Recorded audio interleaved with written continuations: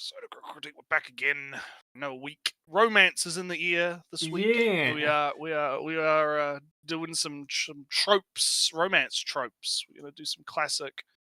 Apparently tropes are bad. Apparently, so we're Sam, gonna be when seeing if when the were trope. they ever good, Naratsu? That's the real I don't know. question. I don't know. Maybe. Yeah. That's a good. That's a good. A good. A good way to put it. But yeah, basically, yeah. Outside of that, not too much going on. Mostly just been chilling. Um, doing the usual. Yeah, Uh, I promised not to, but I've picked up Noita again every now and again. And my you're back in the last crack. You're back in the crack den, yeah. and You're last back in the run, crack den. I was doing a fairly good run, etc. Wasn't going well, and then I opened a chest in the water. Hey, magician. And Mm, then in the chest was a rock that electrifies everything around it, including me. And then I died, and that's the mm. run over. Rip, rip, rip, Actual rip. nothing I could do. I suppose I could, drain all the water, but all the other, the small percentage that it actually is a thing that will kill me instantly upon opening it is very small. Mm, And in this mm. case, it was a thing that it killed me instantly upon opening it. That's how it goes sometimes. Do be how life goes. Well, I haven't been doing too much, but manga's been picking up lately. Mm? I need to maybe. I haven't done the whole like manga panel because I remember I made that graphic for like talking about manga where I could like put Yeah, things yeah. in. I have Too it. much fucking work, you know. Too much fucking. Did I have it? You probably still got it somewhere in the stream thing. Yeah, I know. Oh, But it's I'd have to maybe. give you. Oh, it's I'd on have the to. I have other. to. It's only on another Yeah, scene. don't worry about it. Don't worry about it. You don't need to bring it up because I'm not going to. But there's been two mangas that have been really good that have shown up. I think I might have, did I talk about the bullying one the other like last week? I don't remember. I don't think I did. But like this, it's made by the same guy that did another manga that I like. He's doing one that's about like this nudie girl who beats the shit out of a delinquent. It's very good. It's very good. Mm. Um, I think like I can put the title in the chat for the lads if the lads want to go read Kino.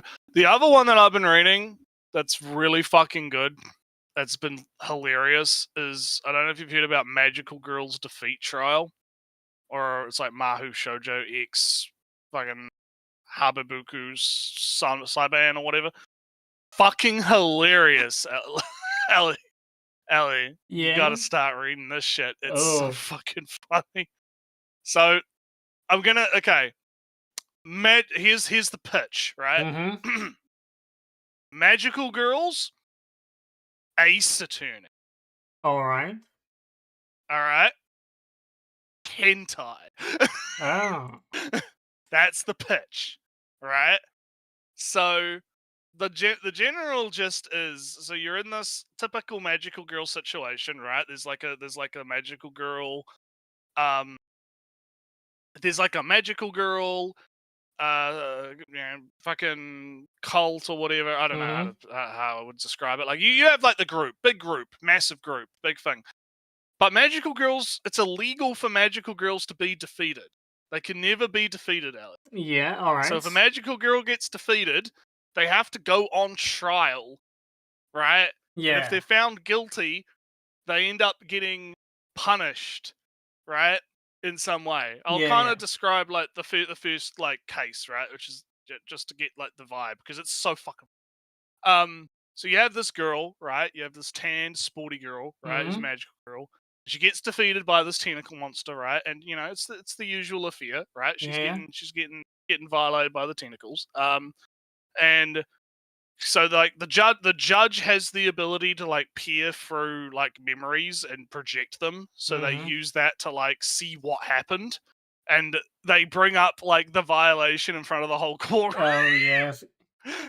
They bring up the violation in front of the whole courtroom so everyone sees it. And our main character is kind of like the ace attorney of the of the Defense thing. She's attorney. the defense attorney, and she has to argue. Well, no, actually, she didn't get actually defeated in this case, because it turns out that, and I'm going to spoil like the first case because this is the thing. I don't really want to spoil these cases because they're Yeah, fucking no. hilarious. First case is fair game. Yeah, first case figure. So during the fight, she gets the tentacle monster gets tossed into a building, right? And gets covered in this chemical from this like pharmaceutical agency because it gets tossed into a pharmacy, right? Yeah. And it turns out that the chemical was an aphrodisiac, a super strong aphrodisiac. So the magical girl gets defeated not because of her own power or because she failed, right? But because of external forces out of her control. Right. Therefore, not guilty. And it's lucky too, because if she had been found guilty, Ellie, she would have been sentenced to petrification.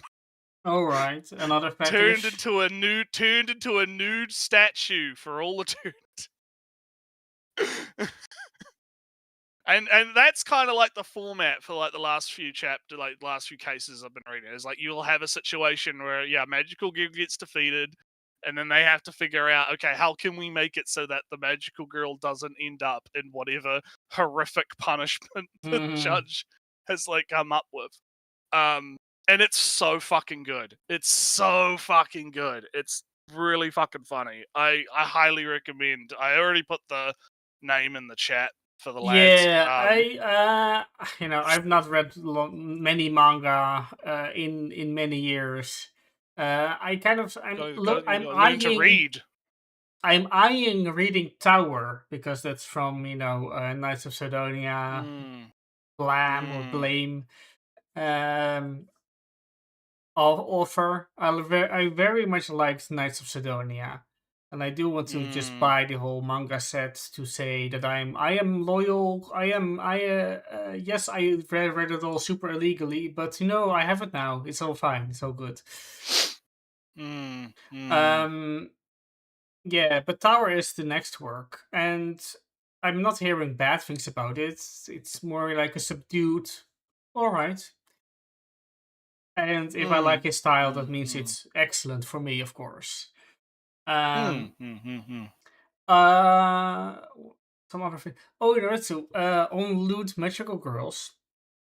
Oh, more lewd magical girls. You say I don't read Naruto, but I'm reading the highest form of literature known to man and intelligent life.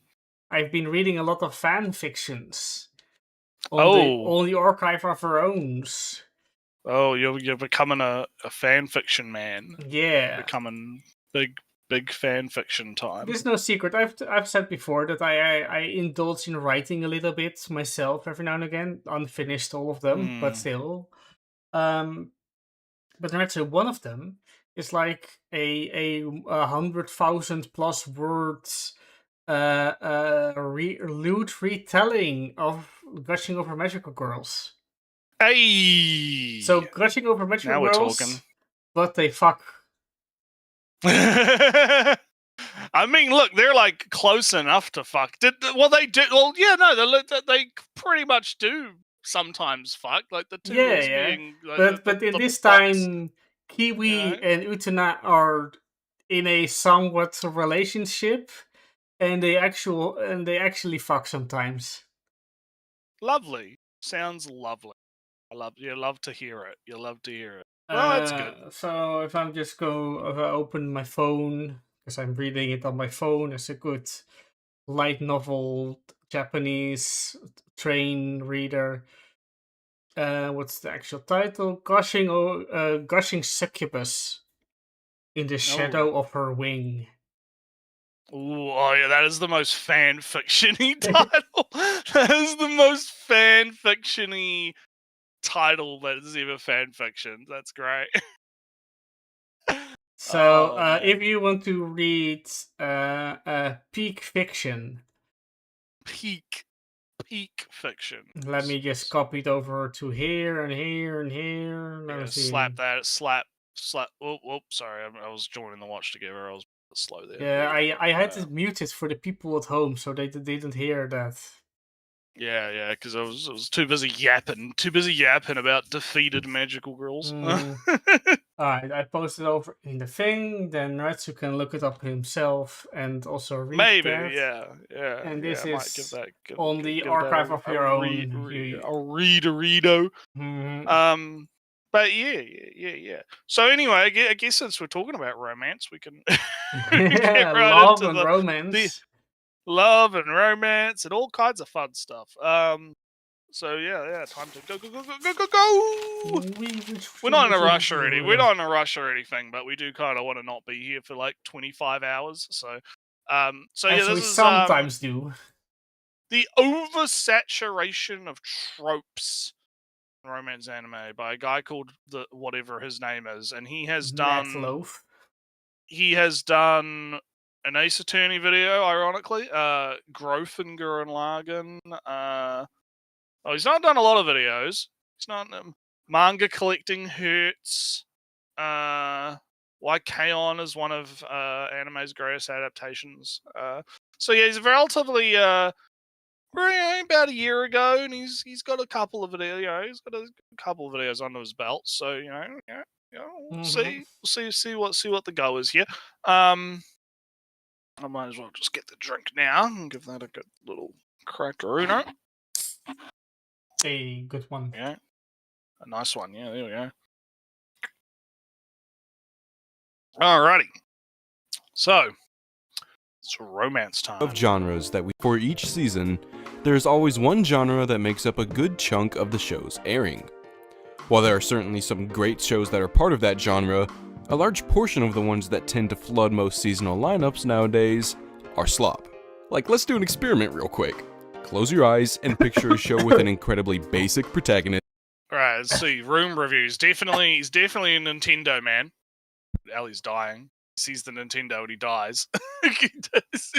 He besmirches my reputation, Ratsu. How dare he? I mean, look, I'm gonna be real. Like, he's got the Xenoblade up there on his wall. That's pretty cool. That's pretty sick. I'll give him that. But us Xenoblade fans are true intellectuals, and why he's besmirching the fan of the intellectual. Also, I noticed that on the stream, you've got the bot stuff up for the image, and it's broken. Oh, it was working for a bit, but I think it broke when I switched to the scene. It was the same. It was the little puppy. The little puppy. Yeah, the little puppy. I'll disable it. I thought it was still up. I thought it would the 5G fluoride puppy. Conspiracies. But anyway, back to Room review. Yeah, so he's definitely a Nintendo man. He's got his clan ad. He's got his Lovers War, Ellie. He's got his Lovers War in the background there. That's just a cloth poster. I'm more concerned with the Funko Pops on top. Yeah, that's a bit of a knock. I mean, look, I hate to admit it, but my brother got me some Funko Pops once. It's like being cursed, right? You get a cursed idol.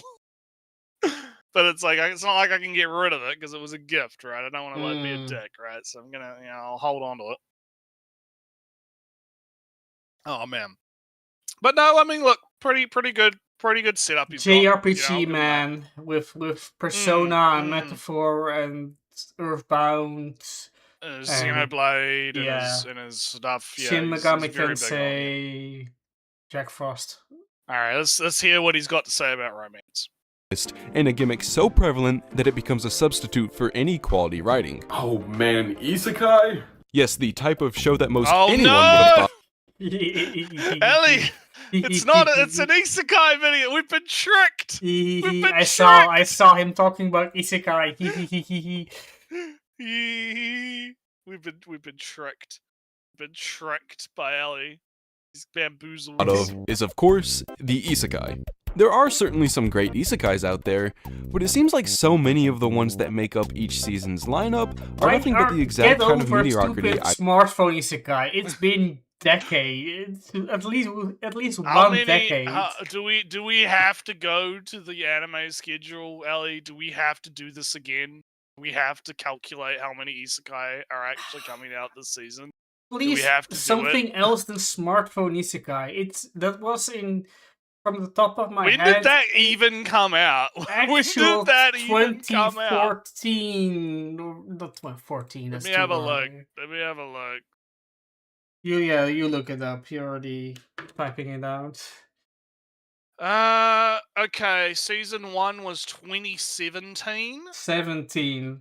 So yeah, and season 2 was 2023.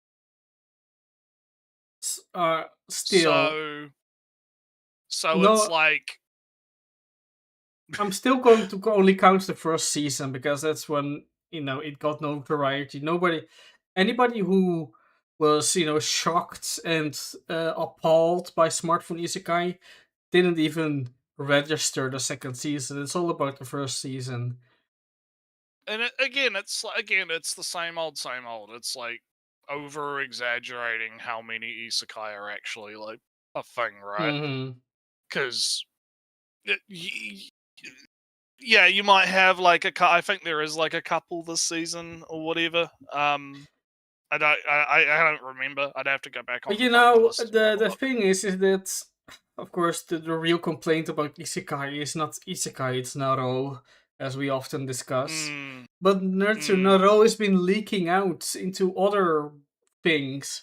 Our very mad lady who is going to destroy a whole kingdom through capitalism and corporate expansion. That's some Naro. That right is there, that is some pure Naro right there with her. So I'm having a look on the list, right? Mhm. And I typed in control. I unhid all the stuff that I'm skipping, right? And I hit Control F isekai, and I got 13 hits. Spread for about Control F. Per for those are not 13 shows, right? 13 Control F isekai shows up on the webpage, right? So like you've got the Heroine Saintess Maid one is apparently an isekai. World's Strongest Regard is an isekai. Bookworm is on here. Apparently, people like Bookworm, so that doesn't count. Yeah, people like Bookworm. You don't see anyone using Bookworm in these examples, do you? No. Hell Mode second season. I don't know what that is. Second season don't Exiled really count. Knight. You'll go Hansing. Yeah, Go Hands is that is technically an isekai, but it's kind of just. It's not really a big factor. Welcome to the Demon School season 4, Skeleton Knight season 2, Overshadowed, Overpowered, Second Reincarnation, Trapped in a Dating Sim, ReZero, Reincarnated as a lot of like second and third seasons. I generally don't count second seasons because that's the other thing. It's like there's like what? Out of the 13 hits, there's like what, half of those are going to be like sequels, probably more, right?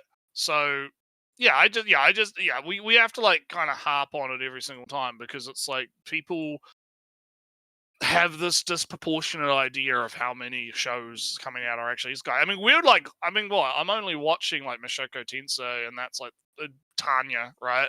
Oh yeah, I forgot Tanya. I suppose it's Tanya, Heavy Knight, Mushoku Tensei. There's a lot of big hitters this season in terms of the isekai. I mean, I suppose if I were watching ReZero, that would be one of them. No, doesn't work. Alt. I'll see if it's super broken later. Yeah, none of those.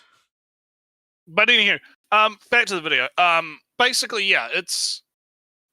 I really wish the meme would die. Is basically what I'm getting at. Right? We need the meme to die, right? We got to get over it, right?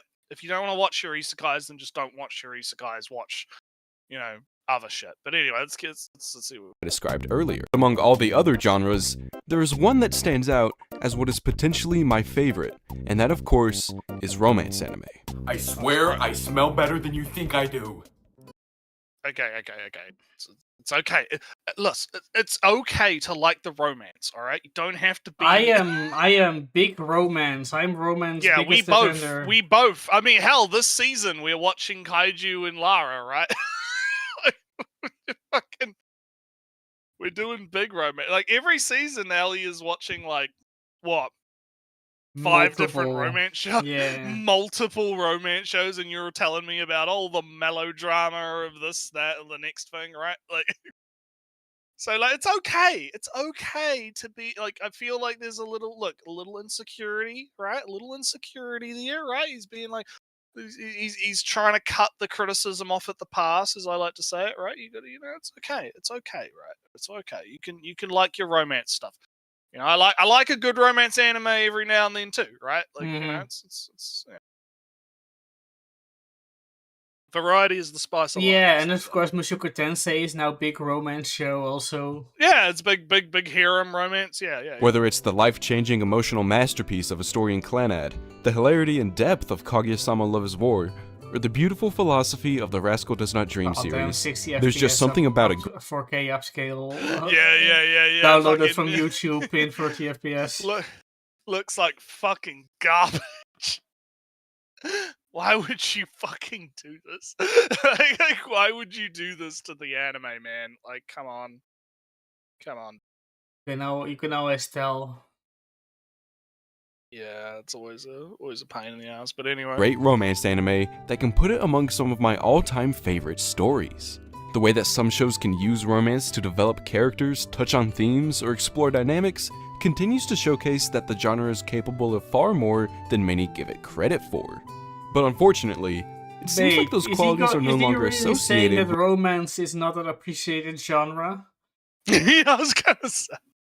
Again, I'm feeling that insecurity. I'm getting that vibe, right? I'm getting that vibe of insecurity going on here, where he's trying to. He must be living in some weird sector place where he's in like the south of like he's like American South, right? Some army base. Oh no! Only guns. You like romance anime, you fucking girl.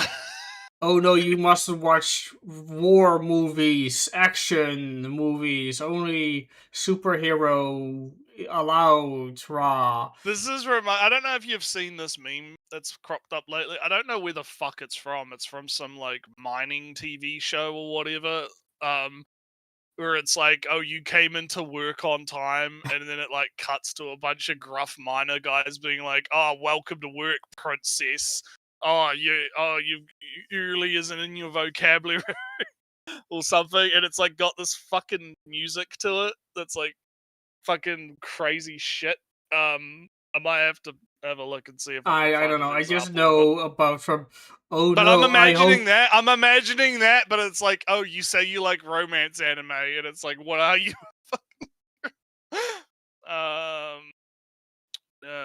There are a couple of good factory memes in general. Like, oh no, I hope I'm not going to I'll be making slop today, and then of course the sign behind the cat is the slop factory or the bad day factory. I hope I'm going to have a good day, and then behind the cat it's bad day factory, and or the squares and the red squares and the blue triangle factory and all the variations on that spawned.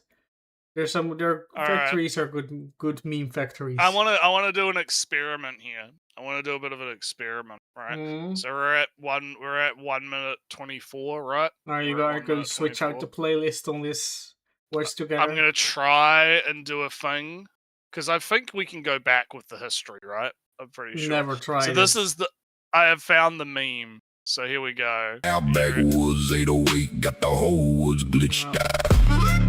Hey, part time. Breathe on. straight down fall boots, crunch Got roll, you, stone Will. trail, thermos full black coat, Half breath day, filled. huh?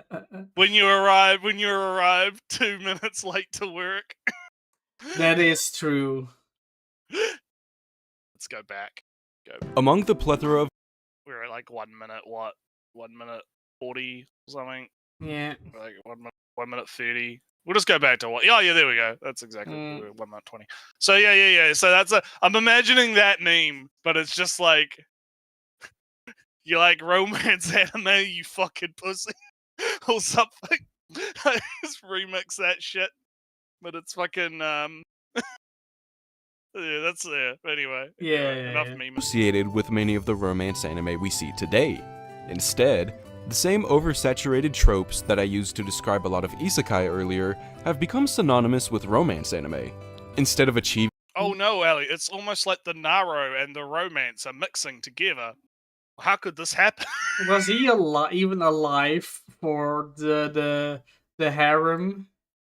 The Yeah, was he romantic even comedy alive? harem? I mean, he looks like he's in his 20s to 30s, right? Yeah, He looks but like he's about our if age. he's going to complain about tropes in romance, then you cannot go, around the fact Yeah, that I remember back in my day, Love my Hina romance and anime True had Love titties in Ru 'em. and the Yeah, my romance, you could see nipples in your romance anime, and now it's all censored because of goddamn progressive. and then of course you had your from romance. There was like the action battle shonen with the harems attached to them, or something like Daimao. The Color Wars. If people still remember the Color Wars. So anywho, some of the qualities that I described earlier, many of the shows that make up each season's romance anime lineup instead consist of the basic protagonists and overly prevalent gimmicks that made the isekai genre become the clown of the anime landscape. This is one of my favorite genres I'm talking about, by the way. Of course, the clearest of these tropes is the gimmick, as I'm sure the gimmick. Oh no, it has a gimmick. It has a gimmick, Ellie. Oh no. Let's see. What's Is that even a trope? Is that even a trope? How is that a trope? Like, I'm trying to like wrap my head around this here. Like, just having a gimmick in general is a trope. Like, just having. Yeah, I don't. Like, what the fuck is that even mean? Isn't that just like general story like shit to have like a hook, right? Like, don't most stories have some kind of like thing that's supposed to hook you in? Like, come on, man. What do we? So Lada, right? Yeah, it's mermaid, but in modern day, Little Mermaid in modern day. It's the little mermaid, but Japanese is how I describe the hook. And today. Yeah, and modern day. But like that's how I would describe the hook, right? The hook is the little like if you had to describe Liara in like a sentence, right? It's like it's the Little Mermaid, but Japanese, right? Modern day like Japanese. I would. Yeah, you would tack that on. You would add that. I wouldn't add that on. I don't think it's necessary, but like I would like if I'm trying to get someone to watch it, that's like the easiest way I would describe it. Is like, look, if you took the Little Mermaid and you made it into a shoujo, like Yuri anime, right? That's how I would go about. I think I also saw you posted that video where they were making the OP, and it's like, oh yeah, the cell shading's back. The cells are back. They're doing shells. The cells are back. Cell animation. Everyone's talking about fucking cell. Fucking. Oh no, we can't. Again, it's almost like the Japanese. They could just do that if they wanted. All right, it's super tedious though. Super. Yeah, you watch the video and it's like, yeah. You can see why. Oh, fuck all that. Let's do it on computers instead. Yeah, fuck all that. Just use a computer. Fuck all that. Just use a computer. But again, yeah, that's like the hook, right? Like Kaiju is another example of this, right? Even more so because that has the whole Kaiju gimmick. She is a Kaiju girl, and every time she like has a romantic fucking experience, right? Because she's a teenager, it's causing all the emotions. Like the Kaiju Girl anime like from my perspective, is like definitely supposed to be a metaphor for like coming of age, right? Of like female coming of age, right? Where you have like the whole kaiju thing is meant to be like a puberty metaphor, right? Am I crazy, Elliot? Am I crazy in this? Maybe, fucking but I'm assessment? not Right. watching the show, so I cannot comment that decisively. Okay. Well, maybe you should start watching the show because it's fucking good. Natsu, you know, from at least from the anime, I suppose I should also read the manga. But then again, I believe did they announce more seasons of Dandadan or? I would assume there would be more. Yeah, they had another very annoying cliffhanger, right? When the you know. Yeah, kiss I'm the pretty alien. confident. I'm pretty confident. Yeah. We will Maybe be after getting this more goes in the Dandadan. shell, Science Saru has time again for Dandadan. But anyway. Yeah. Dandadan, secretly a super romance thing. It's kind of just a whole like over half of the show is supposed to romance between our characters. Yeah. All the Yeah, alien exactly. stuff and all that whatnot, just extra, unimportant. What really matters is Okurun and Ayase slowly getting more comfortable slowly together. getting ready to hook up. Yeah, slowly we're getting there. They're gonna get there through cheats of getting to know each other naked and kiss, you know, physical contact and all this stuff. Skipping all the steps to no time to get embarrassed about nudity. We got an alien to fight, and then get later embarrassed for standing next to each other with clothes on. Yeah. As Magician says in the chat, right? Like the whole gimmick girl type romance is common enough to be a trope, but it's like, you know, includes stuff like Nagatoro and Yuzaki, which are pretty good. So it's not the best example. I'd also argue that it's the way it's way more prevalent in manga than anime, to the point that it's a lot more difficult show that exists for just yeah. It's a lot more difficult to show, right, what he's talking about is what he's gonna, I guess, getting at. Yeah, but all shows have like a gimmick in a sense. Right? That's kind of my point, right? It's like I can understand calling it a trope, I guess, but at the same time, it's one of them things where it's so fucking prevalent, right? Show me a show without the gimmick.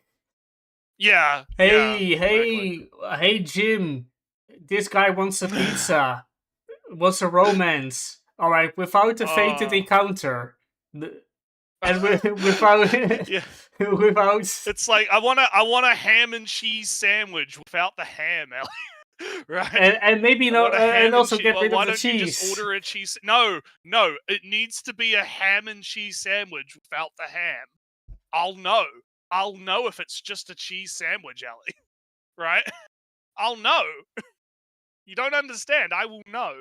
I saw some, you know, we both are talking about the same meme where the guy is like, I saw one where it was about Garius, from, hey, all right, I want to order a Gario. All right, one Gario without the fake tan and the piercings and the heavy accessorization of the phone and without the accent and without the fashion sense. So you want a trad wife then? No, I need a Gario. One Gario with nothing. Yeah. Up with romance anime in the past few years has realized just by looking at the title of a series. So many shows try to make their appeal based off the fact that their anime girl is different. She's not. She hides her feelings in Russian, forgot her glasses, is not just a cutie, can't communicate, or was reborn as a vending machine in another world and now wanders the dungeon. Do you see the kind of comparison I'm trying to make? I get what the comparison is, right? I get what he's trying to say here, but at the same time, it's kind of hard because I don't have a problem with either. No, right? It kind of conflating. Like I don't have a problem. I don't have a problem with gimmicky isekai having gimmicks, and I also don't have a problem with romance anime having gimmicks. So him kind of being like, "Oh, I'm going," because what he's basically doing is like, "Oh, you know that isekai thing that it's a meme to shit on and everyone tends to like hate, right?" Mm-hmm. Romance anime right now is exactly the same as that bad thing, right? Like compare it, like, you know that thing? It's bad because it's like bad thing. Hitler drank water type shit, right? I feel that there's an element of hating on titles for being descriptive.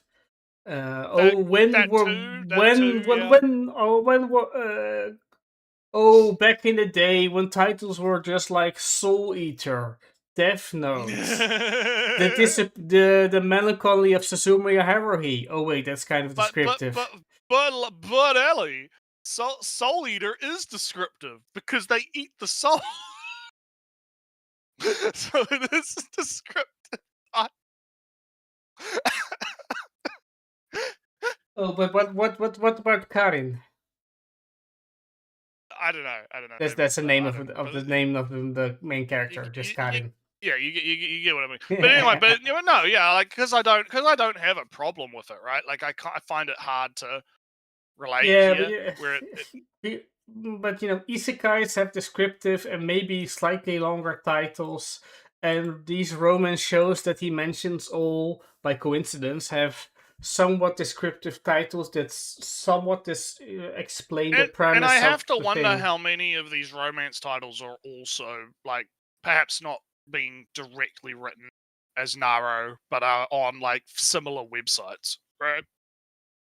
I'm wondering if there's like is there like a romance, like because that's a common thing, right? People forget that Naro is not just all isekai, right? Yeah, but Heights site Feelings for in isekai. Russian is not written as an arrow. But I watched at least like the first couple episodes. I mean, I saw it looked alright. It looked fine. I didn't watch it, but it was fine. I don't have anything to really say about it outside of that. So anyway, let's keep going. Instead of a regular character with nothing that stands out at first glance, many creators opt to give the heroine a gimmick and name the series after it, which instantly tells audiences that this series is different, is what I... Well, I'm starting to pick up on something here where... basically what he's... Heights or Feelings in Russian was written on Shosetsu Kaninaro in 2020. I knew it. I was right. See, I knew it. Which makes sense because then that means the title makes sense because it's a similar kind of thing where you want to be descriptive in your title so it's easy to find, right? So you Naretsu, fun Wikipedia fact, Naretsu. Original run of on Shosetsu Kaninaro, May 6, 2020 till May 27, 2020. An 11-day run on Shosetsu, and all those publishers went, "Ooh, we got one here. Oh yeah, snatch them up, boys." Get that publishing rights. But getting back to my point, I feel like this guy has a thing that he wants, and he's kind of like not getting what he wants because he mentioned like, having a normal quote unquote normal female character that's unassuming at first glance, right? And then maybe has something that comes up later, right? But versus having like a direct trope / gimmick that's on the offset, but right? Kaguya-sama has a title with the gimmick in the title because the full. Well, I think that his thing is that he has a preference and he's mad. Maybe not mad is the right word, but he's not happy that his preference is not getting satisfied by all of these gimmicky quote unquote animus, right? So I feel I'm getting that vibe right now based on that like little snippet. But anyway, would say if this tactic wasn't the most overused thing in all of current romance anime. While this is done to try and make a character and by extension a series that stands out, I personally find that it only makes shows feel more similar.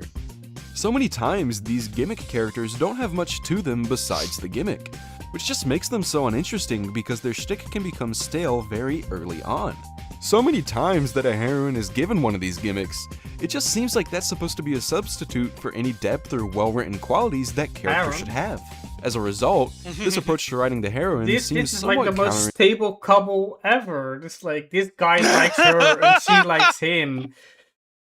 I mean, yeah, and I don't really have much to say on this point. Like, he's just kind of continuing on with like the gimmick is not like they only have that going on for them or whatever. And again, not I can only really relate this to, I guess, Kaiju, because that's the one I'm watching this season, right? But I wouldn't say. I think she's got more going on. Like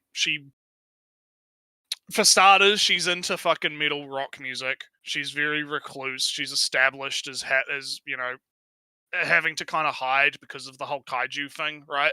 Very like suppressive of her like emotions around people, right? Until she like opens up a little bit now as over the course of the show, right? Because she's had to worry about it. Also being very reluctant to even start the relationship with the guy because of the experience she had as a like kid, right? Where her like kaiju stuff triggered and scared the shit out of a guy, right? So like I feel like you might be able to say that about some of these shows, but I think he's painting a bit of a broad brush here. Yeah, right? I'm just slightly bothered why with just the lack of recognizing that Kaguya-sama, the full title in English, and not to torture anybody, or is Kaguya-sama wants to be confessed to geniuses two geniuses love war. Now, so is that explaining the entire premise and character of the a little bit. So if he's saying that Kaguya-sama is good actually because it explains the entire because the entire concept, or is it just because in the English the title is Kaguya-sama Love is War? And the whole thing about explaining the entire premise is not in English, and therefore he doesn't know, and therefore he can blissfully say that all those other shows are bad because they explain their concept in the titles, but Kaguya-sama doesn't. I have never seen it, therefore Kaguya-sama is good. Yeah. Alright, let's continue. Intuitive, since oftentimes, the anime girls that tend to remain popular throughout a generation usually have more to them. Look at characters like Kaguya. Oh look, he just immediately brings up Kaguya. Mai, Yukinoshita, or even non-romance anime characters like Frieren, Rim, or Bocchi the Rock. These characters continue to stay somewhat relevant even when their series isn't airing, and their success has nothing to do with a gimmick, but instead lies in the way they are written. These are characters with enough depth to them to feel as if they could be legitimate people, and even when they do have a certain trope, it's often used in ways that benefit the characters, be it comedically, developmentally, or both. As a result, these tend to be female characters that stay remembered. When trope is good, I like it. Yeah, this is very like trope brain. Again, this is weird. It's this weird thing that's developed recently, I feel, in the youth, right? Although this guy he seems to be 20s. He has 30s, money right? to buy to get the entire collection. He has money to buy shit, right? But it's this TV tropes brain rot shit, right? Where they view everything through and you can tell by the way he talks about it, right? Again, it's like they use the tropes in a way that makes it and it like normal people don't fucking speak like that about shit. They just say, "Oh yeah, Bocchi, she funny because she's so anxious, right? Social anxiety, right? Like they don't be like, ah yes, but my favorite social anxiety trope character, Bocchi the Rock," right? That's not how people fucking talk about shit. No, I mean, and I feel like it's entirely because you have this generation of people that grew up like reading shit on TV tropes or whatever, and they just internalize that shit and then see the world through it, right? Like everything has to be a fucking trope, right? You can't just talk about a thing as a thing. It's got to be in relation to which particular tropes. It's funny because we talked about database animals last week, right? About the whole database thing and how it's kind of like been debunked, right? Like in a sense, right? It's not really like a relevant thing in modern day discussions, right? About anime and whatnot. The social the social part isn't, but the idea of the database existing is still relevant. Well, these guys, people like this, right? What I would argue is the encapsulation of a database animal, right? Because they are looking at TV tropes. I'll use TV tropes because I'm just going to pick on that website, right? Because that is a database. That is a literal database of tropes, right? TV Tropes is a website that is a literal fucking database, right? And so these database animals are viewing everything through the lens of the database and dissecting the anime through the lens of that particular database and going, oh, this anime has XYZ tropes, therefore it's XYZ and can be like XYZ, right? In a similar way to how it's described in database animals, right?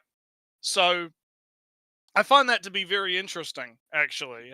How you have this kind of like encapsulation of Therium, except instead of it being Japanese, it's fucking on the Western side of things, right? Yeah, but I don't know. just for a small note in that TV tropes is not a cause of database. It's a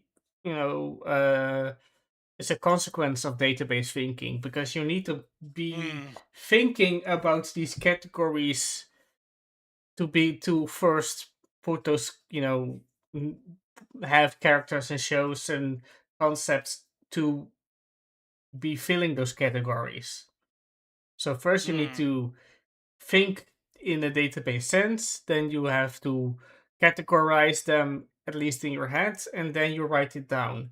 And TV tropes is basically the last step in database thinking. It's not the first in that. You first need to recognize something as a database element before you can database think about it and database write it in. True. So let's continue. Because in series making it immediately clear what these characters are about, like with the gimmick heroine, their shows decide to let audiences understand these characters over time. While some of the gimmicky anime girls from certain shows stick around in the anime community, most of them fade into obscurity shortly after their show quits airing. Which is rather ironic, since it seems like the creators tried so hard to make their anime girl stand out.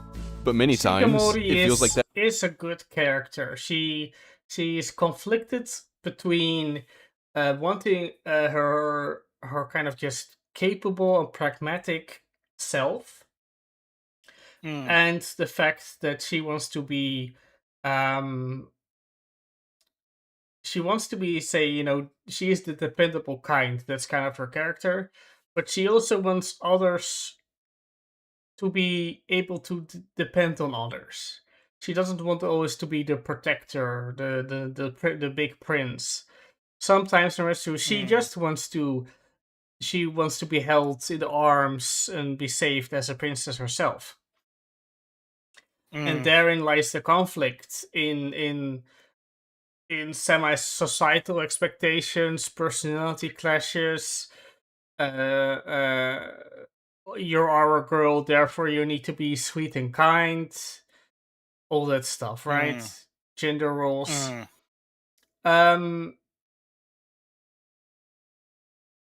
To judge, I hope it's a bit of a strange argument. Because I cannot really know where to begin, because he kind of is saying that if a character does not hang around much. Yeah, I was gonna say, it's like, I was gonna like butt in on you there and be like, but Ellie, no one in the community is talking about her anymore, so it's a failure of a show. Yeah, but if you're going to judge things purely a failure, Rey from Star Wars is a very important and like. Well, yeah, that is a failure though. So I don't. That was a failure. No, but people talk about Rey. Example. Yeah, they shit on her. Yeah, I guess maybe. What we're talking about, people talking about, not if people like her or not. Yeah, exactly. Yeah, you're true. I get what you're saying. It's like, and that's why this is retarded, right? This idea of like, oh no, they didn't last in the community. It's like, no, that doesn't matter, man. You gotta stop. Don't be fucking community brain rotted. You know me and my anti-community stances, right? Man, I'm individualist to the core, right? You shouldn't be like judging things based on, oh no, the community fucking doesn't talk about it anymore. Because look, listen, the community can be wrong. The community is often wrong. There is no fucking community, right? Stop it. Bad AnyTuber. Alright, anyway. That's all some creators try to do for the series' heroine, when in reality, the ones that fans like the most rely on much more than instant identification. This Fans, right? What fans? Who fans? Where fans? Who are you talking about? Give me who are these nebulous fans, right? Like, I'm sure there are still fans of, like, what is it? Komi Can't Communicate, right? Yeah. I don't think that manga ended. That manga ended. I'm pretty sure. I can't remember. But I'm sure there's still people that like Komi Can't Communicate. There's still fans of Komi Can't Communicate, even if Komi Can't Communicate has kind of like dropped off the quote unquote community discussion. Yeah, and but lexicon, even now, right? who's actively talking about Freerun? Freerun is a good show, but Freerun. Yeah, Freerun came out. Everyone glazed it. Everyone talked. You got all your YouTube videos about people talking about it. It's not airing like right now. Elliot, has there been a new Freerun video drop in the feeds? Has there been a new glaze Not that video? I particularly. I suppose Mother Basements made, or somebody else made, like, the return of fantasy anime, and Freerun was a. He's made the same video like 5 times. Yeah. But this is what I mean, right? Like, oh no, is Freerun like bad because it's not getting videos made about it right now because it's off season, right? Like, what is our criteria here, right? What do we? This is why I hate it when fucking YouTubers do this vague posty shit, right? Where it's like, oh, the fans, the community, the whatchamacallit. It's like, no. We're not doing this. We're not doing this. I'm not gonna let you get away with it. I want to know who you're talking to. Are you talking about like randos on Twitter, right? The people that I have experience with, the randos on Twitter. Are we talking about them, or are we talking about like YouTube community? Are we talking about people on like obscure like anime forums that don't interact with anyone outside of their own forums? Because right? I suppose it gets difficult because you got fan art and you got people say, I like this character in one way or another, and then you talk about, like, are we talking about hentai artists? Is it like how much hentai is getting? Because I see people, 2B Nier Automata is still relevant. People know of it. People know what you're talking about. Yeah, people still draw porn of 2B. Yeah. So that means she's still part of the community zeitgeist or whatever, right? Like, again, is that what he means? I see more talk about Witch from Mercury over G-Quox, for example. Yeah, because all the Yuri people fucking lose their shit over. Yeah, so that makes it more memorable characters and all that stuff. But that's an interesting discussion, because you look at like the actual like Gundam community, and there's like way more discussion about, like, especially on the Japanese side, about Quox, right? And like, because Quox is more about like the mythos of Gundam in general. So yeah, like Lolly would be a good person to have on to talk about that, because I've had discussions with him about that in private, about like Quox and its like effect on like the Japanese side, because he's like looked into it. So it's kind of like, yeah, what are we talking about? Who are we talking about? Let's not fucking just shorthand the community and just not extrapolate on that, right? Anyways, of course, isn't to say that all of these kinds of characters and the shows that have them should be dismissed, since there are some times where it's done well. In fact, there's a romance anime that I really enjoy that could arguably fit into this discussion, that being Love Chunibyo and Other Delusions. Love Chunibyo heavily relies on the— Man, that's a fucking deep cut, man. Remember Chunibyo? Chunibyo I remember when this show was fucking everywhere, man. Like I remember when it was like all over the place. People were posting shit about it everywhere, and now no one does. So I guess it doesn't exist, right? But it is from KyoAni. So it has Yeah, I believe it's a KyoAni show. Yeah. So it has god tier animations every single episode. High quality. Well, I actually never watched it, so I'm not 100. You've seen the gifs with the super. Yeah, I've seen enough. I've seen enough, and right? that's why you've seen it, because the animation is good. That's why you see. And I've seen it because one, the animation's good, and also because back in the day people posted. Also, Kobayashi-san, right? Dragon Maid. You see those gifs being posted with her, firing laser or battles or just cute animation of Kana walking around or whatever. That's because it's good animation, good character design, good etc. Good production. And that's where this video kind of just says, oh, if Nertsu, if I make a good character right now, right here on this stream, the whole world will know about it, right? If I draw my character walking with all 5 frames of vaguely forward momentum movement, and it's a great character, that means that my character will be remembered forever until the end of time, right? Or is it or is there like a whole animation attached to the character, voice actors, lighting, fancy effects, production, promotion, merchandise, publishing rights and deals, and all that stuff? Is there maybe more than just the character?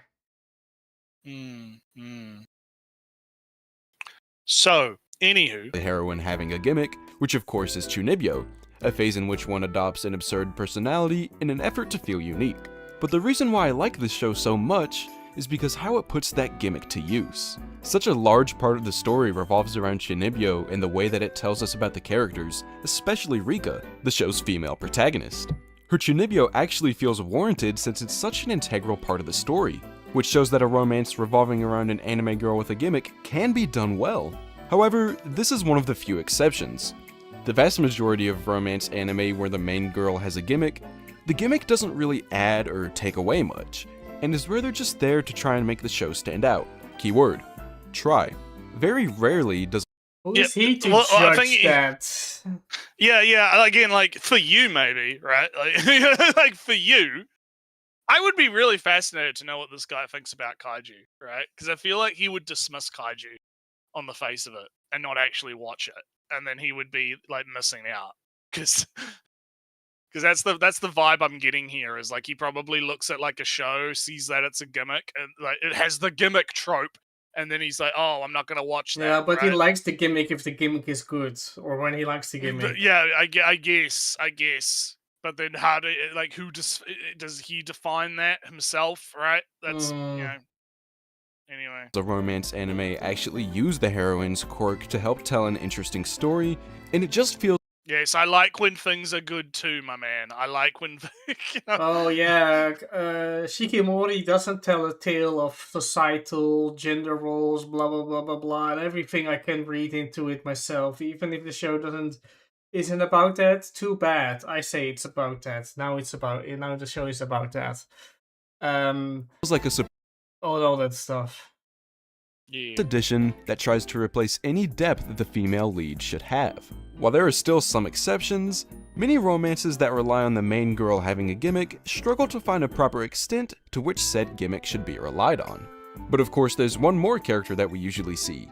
And notice how I said one more, because I swear it is just the same character popping up in all of these shows. All of the male protagonists are the most basic, uninteresting, cookie-cutter characters you could possibly conjure up. None of them have any depth or originality whatsoever, which has caused romance anime to adopt Isekai's infamous self-insert protagonist. For those who don't know, Isekai self-insert protagonist, he should read up on the history. man's not educated. Man, our boy here is not. He has no education. It's sad. But I don't like. Again, it's okay. Sure, I guess maybe you have. Again, I get part of that is probably because like they want the guys to be relatable. I guess. Yeah, Like, there's like a couple of things. Just in storytelling, you don't want the character to know everything and solve every problem. Therefore, the character needs to bumble the way through the story and do things by accident and slowly grow. you also need like an audience surrogate in a sense. It's funny because not to do any spoilers for the Magical Girl manga, right, that I was talking about, but we get like I was reading because part of one of the things that got translated in the translation I was reading for it was like the volume 1 like little blurb from the author, right, and they were talking about the kind of like the Watson character that they introduce, right? That's kind of like going to be the sidekick to the Ace Attorney girl, right? And I mean, he specifically, or he, she, the author, right, specifically describes that character as Watson, right? Like, oh, I wanted to make kind of like a audience surrogate, like that can like react to things in the way that like the audience might react and is relatable, right? Like directly. Yeah. And so is that like a self-insert character, right? Would you call that a self-insert? When it's a the Watson is the audience specifically insert. designed by the author for a particular purpose like that, right? Is that even bad? Again, like you have to kind of look at it on the like value. Like again, the trope itself isn't the problem. It's a tool in a toolkit. You have to analyze how that tool has been used. Can you see the interview, Joshua? You have to if you go up the I don't know. I'll repost the name of the manga, right? It's this Magical Girl Defeat manga that I've been reading, and I don't know if it'll be the one that's on like Manga Dex. There you go. It's like the end of volume 1. One of the chapters has it in it. Like you have to go. I'm not going to do all the work for you. Go read the fucking manga. Go read the manga. But basically, if you have, if an author has created a character to be sort of a blank slate, but they have a particular like reasoning behind it, and they do it deliberately, right? The question then becomes, instead of that's a trope, like it's a blank slate main character or side character or whatever, right? It becomes a case of, okay, how did they execute? Does it work in the story? Is it distracting? Right? Yeah. No, I have a link to them. No, we can't. I don't want to link pirate sites directly in YouTube chat. I go Google. I post the title. Go Google. Go find it. But yeah, you can. Anyway, Keitaro, the protagonist of Love Hina, you can see him. All right, it's kind of just that's what I know of. Of kind of the base template, because Love Hina was, for me, from what I know at least, a big influence on harem and stuff. There are earlier versions probably, because the Urusei Yatsuro, with Luma, and I don't know the guy's name. The tiger bikini alien girl that does electricity to the guy. Yeah, I know the one you're talking. That dude is probably like an earlier version of Love Hina, etc., and so it goes on. But just to pick Love Hina, right? Love Hina is you could see like Kirito is kind of like him, and if you go all the way to modern day, maybe Naretsu Gojo from Dress Up Darling is maybe a little bit like Keitaro. But all these, I will defend, most of these male protagonist characters, in that most of them, nearly all of them, have their own interests and skills and personalities that do make them distinct, even if they all have like black hair, because Natsu, if you're Gocho, you're working in a doll shop, painting your dolls.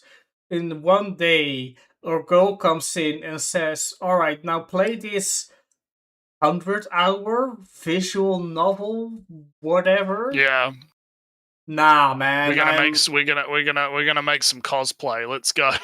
Natsu, are you going to spend 150 hours to play some game that you don't know anything about? Or going to say nah? Because I'm not Gocho. I don't think I'll just play. I'm not playing things just on a recommendation like that. I'm not like that. I'm not built like that. So I'm no Gocho. I don't have the pure heart of Gocho. And I don't know if Kirito would play a 150-hour game just to get a better view of the outfits. Would Kirito just not look it up on the internet? That makes Kirito a different character from Gocho, and from this character and that character, and all the infinite characters. Yeah. Yeah, it's definitely Oh yeah, This is the what thing, did I right? say? I said probably wrong. I don't know. Round, It's maybe. whatever. But like I said, just because let's hear what's going to be I can already guess what the argument's going to be, but let's see. No, the concept of the self-insert protagonist relies on the idea that the main character has such basic tropes that it's as if the viewers are to insert themselves into the story through them. In most modern romance animes, the protagonist is given the same shy, introverted personality and hobbies that have become synonymous with the show's target demographic, as if writers are trying to give a character mass appeal. While this idea may sound as if it creates characters that can pulling out like a Game Boy Switch-sized Game Boy Advanced game to play the most low-res 8-bit, I'm over-exaggerating, 16-bit RPG. Mate, that thing is massive. That's your entire backpack to play an RPG game. You could do better on a Game Boy Advance, and that's like 1/8 of the size.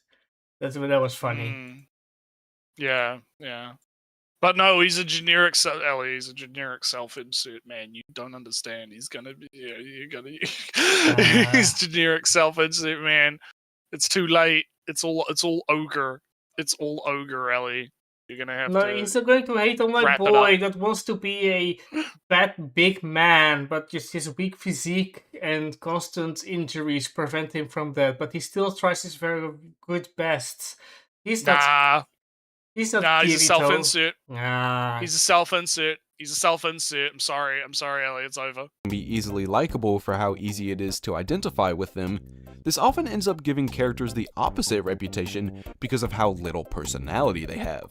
Not much else is put into these characters beyond the stuff you would expect out of your typical self-insert character, which creates forgettable protagonists instead of ones that audiences can attach to. I find that I often end up attaching to characters with more depth injected into them because of how legitimate they feel. Oh, like even though these characters aren't real. What? You feel more. Very good, well timed, I suppose, from the video. That was brilliant. Naretsu. Pulse game right there. Naretsu, do you also feel more connected to characters that has more depth than other characters? Do you feel more connected to like a main cast character over a background character that shows up every 10 chapters? I do, in fact, like it when the good thing is good. Damn. Naretsu, this video, he might be right. I know. I do in fact like when good thing be good, and I do in fact connect with the thing when the thing be good, right? I didn't realize it until now. We just weren't enlightened enough. We weren't enlightened enough to understand. But man, yeah, that pause game was something else. Something else right there. Oh man.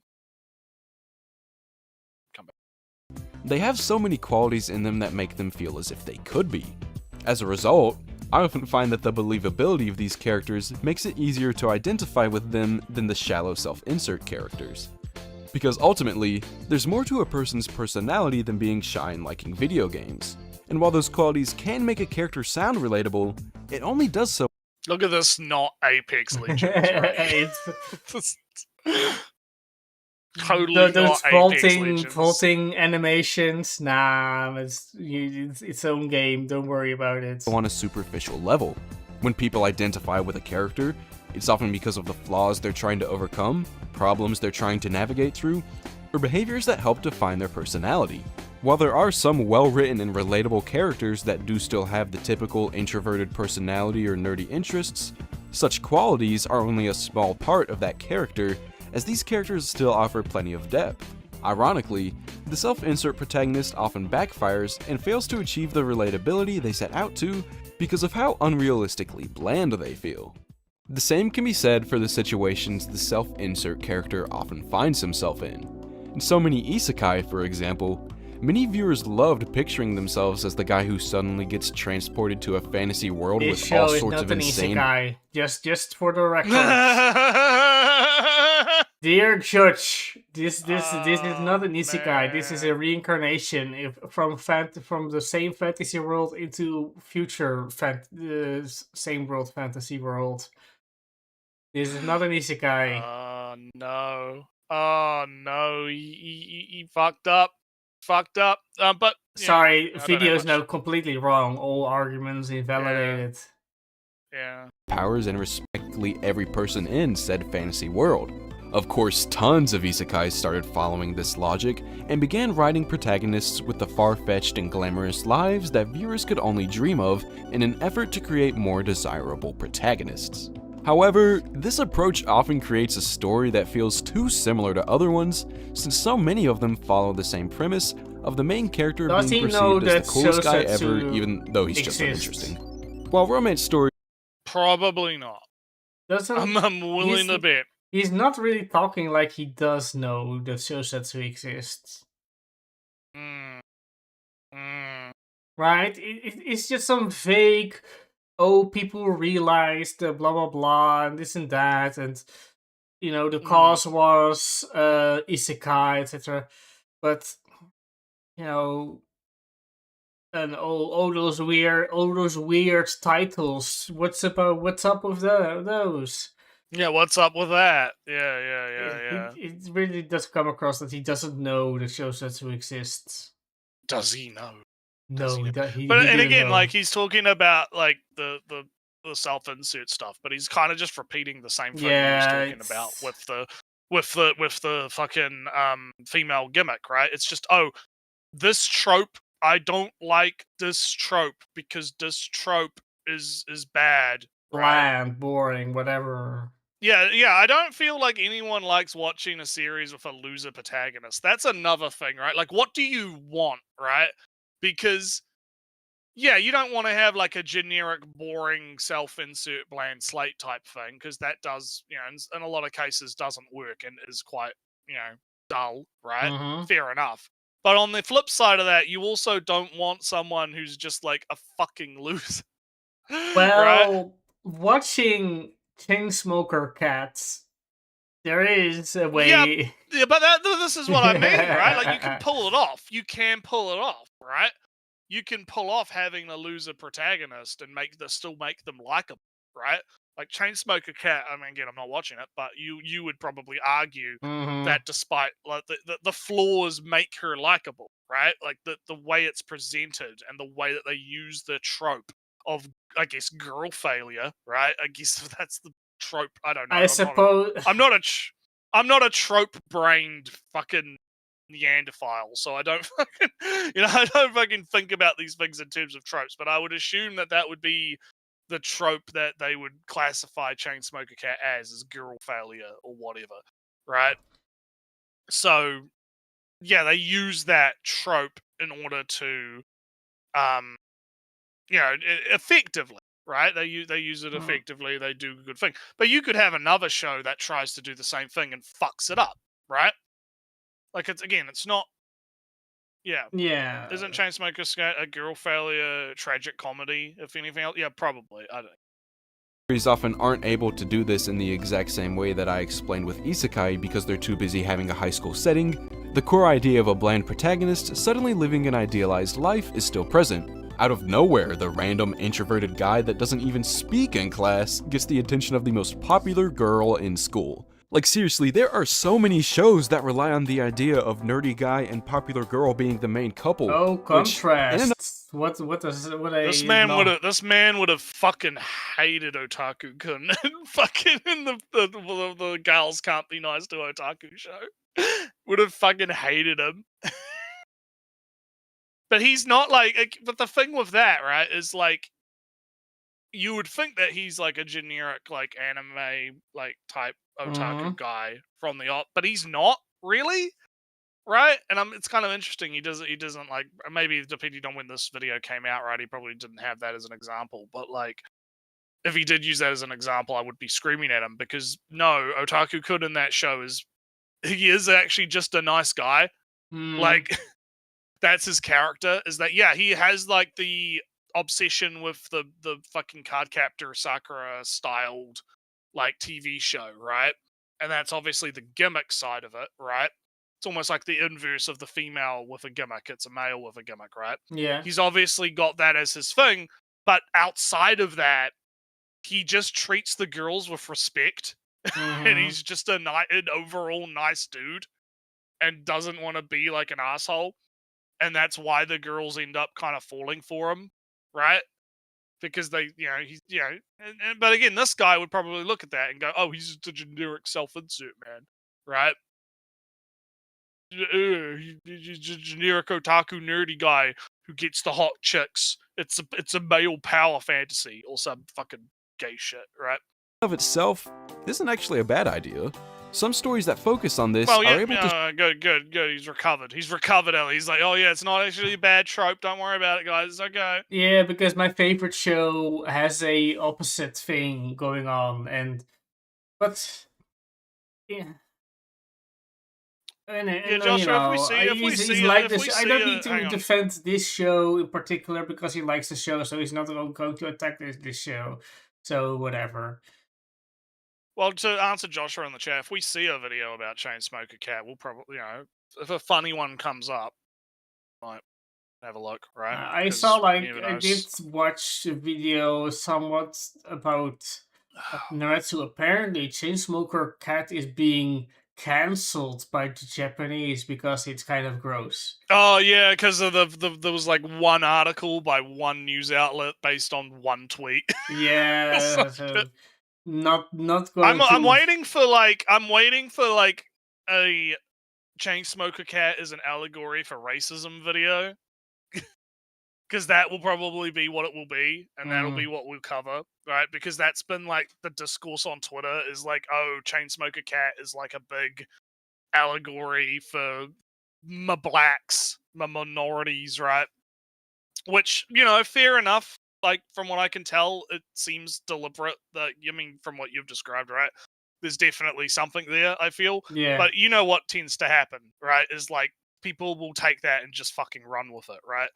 There's a similar situation happening like on Twitter this morning, where I saw some Vocaloid author, I like quote tweeted him actually, where it's like this Vocaloid author came what's the producer? I don't know what the term is these days that they use for them, right? Some really famous one. I think he's the guy that made like that fucking Fujo Miku or whatever. Like, they came out as black. Apparently, it's a black guy, right? And look, I don't have a problem. I don't care about that. I think that's like cool or whatever that you're black skinned, all right. The problem is that his thread and the responses to it are like acting like black people invented music, right, Ellie? Like, did you know that black people invented sound in the 1980s? 1980s. That's early, man. Yeah, they invented the concept of sound, and that means that you owe the black people for the creation. Yeah, we was the makers of Miku. That's literally what's fucking happening on Twitter. Like, my exact quote tweet to the guy's thread was like, so from what I'm getting from this thread and the responses to it is that apparently music in general just wouldn't exist without black people, and that means we need to worship them like gods or something. And it's like, because the whole impetus for him doing this is apparently people were being racist and doing microaggressions or some shit, right? And I'm like, look, I can get being annoyed by the racists or whatever, but it's like you didn't invent fucking Miku, all right? You didn't. You made some viral videos, right? You made some viral videos, and look, I don't listen to that guy's music a lot or particularly, so I don't really like. I'm not going to comment on the actual quality of his stuff, but like, you did. There's a lot of the stolen valor shit going on, right? Like, you didn't fucking invent Miku. People are obsessed with this shit, Ellie. It's fucking insane. Like, this race nonsense. All right, anyway, there you go. I've had my racist rant for the. I'm not I'm not on the Twitter. I'm not into the Mikus, so I'm zero. To loop it back to what we were actually talking about is I expect like there's going to be a video on YouTube that's going to be like how Chainsmoker Cat is actually a black masterpiece, or something like that, right? It's actually a black show for black people, and you white crackers or whatever the slur is they use for that shit. Yeah, like Good is like pretty much correct that that's the vibe from the tweet, right? Is like we was the makers of the Mikus. We was the kings, right? And it's so fucking weird because like black people already have a culture, right? They already have, the rap and the richness of their own culture, right? Why do they need to like try and claim the Japanese? It's fucking weird. I don't know what's going on there. Anyway, before I say shit that gets me cancelled, I might as well continue. Stress the individuality of each character, make interactions more dynamic, or allow the characters to grow as a result of their differences, which has proven that when done right, the polar opposite couple can be a great way to tell a romance story. Too bad so many shows do this concept bad and make it seem like the most unoriginal concept any romance anime could possibly have.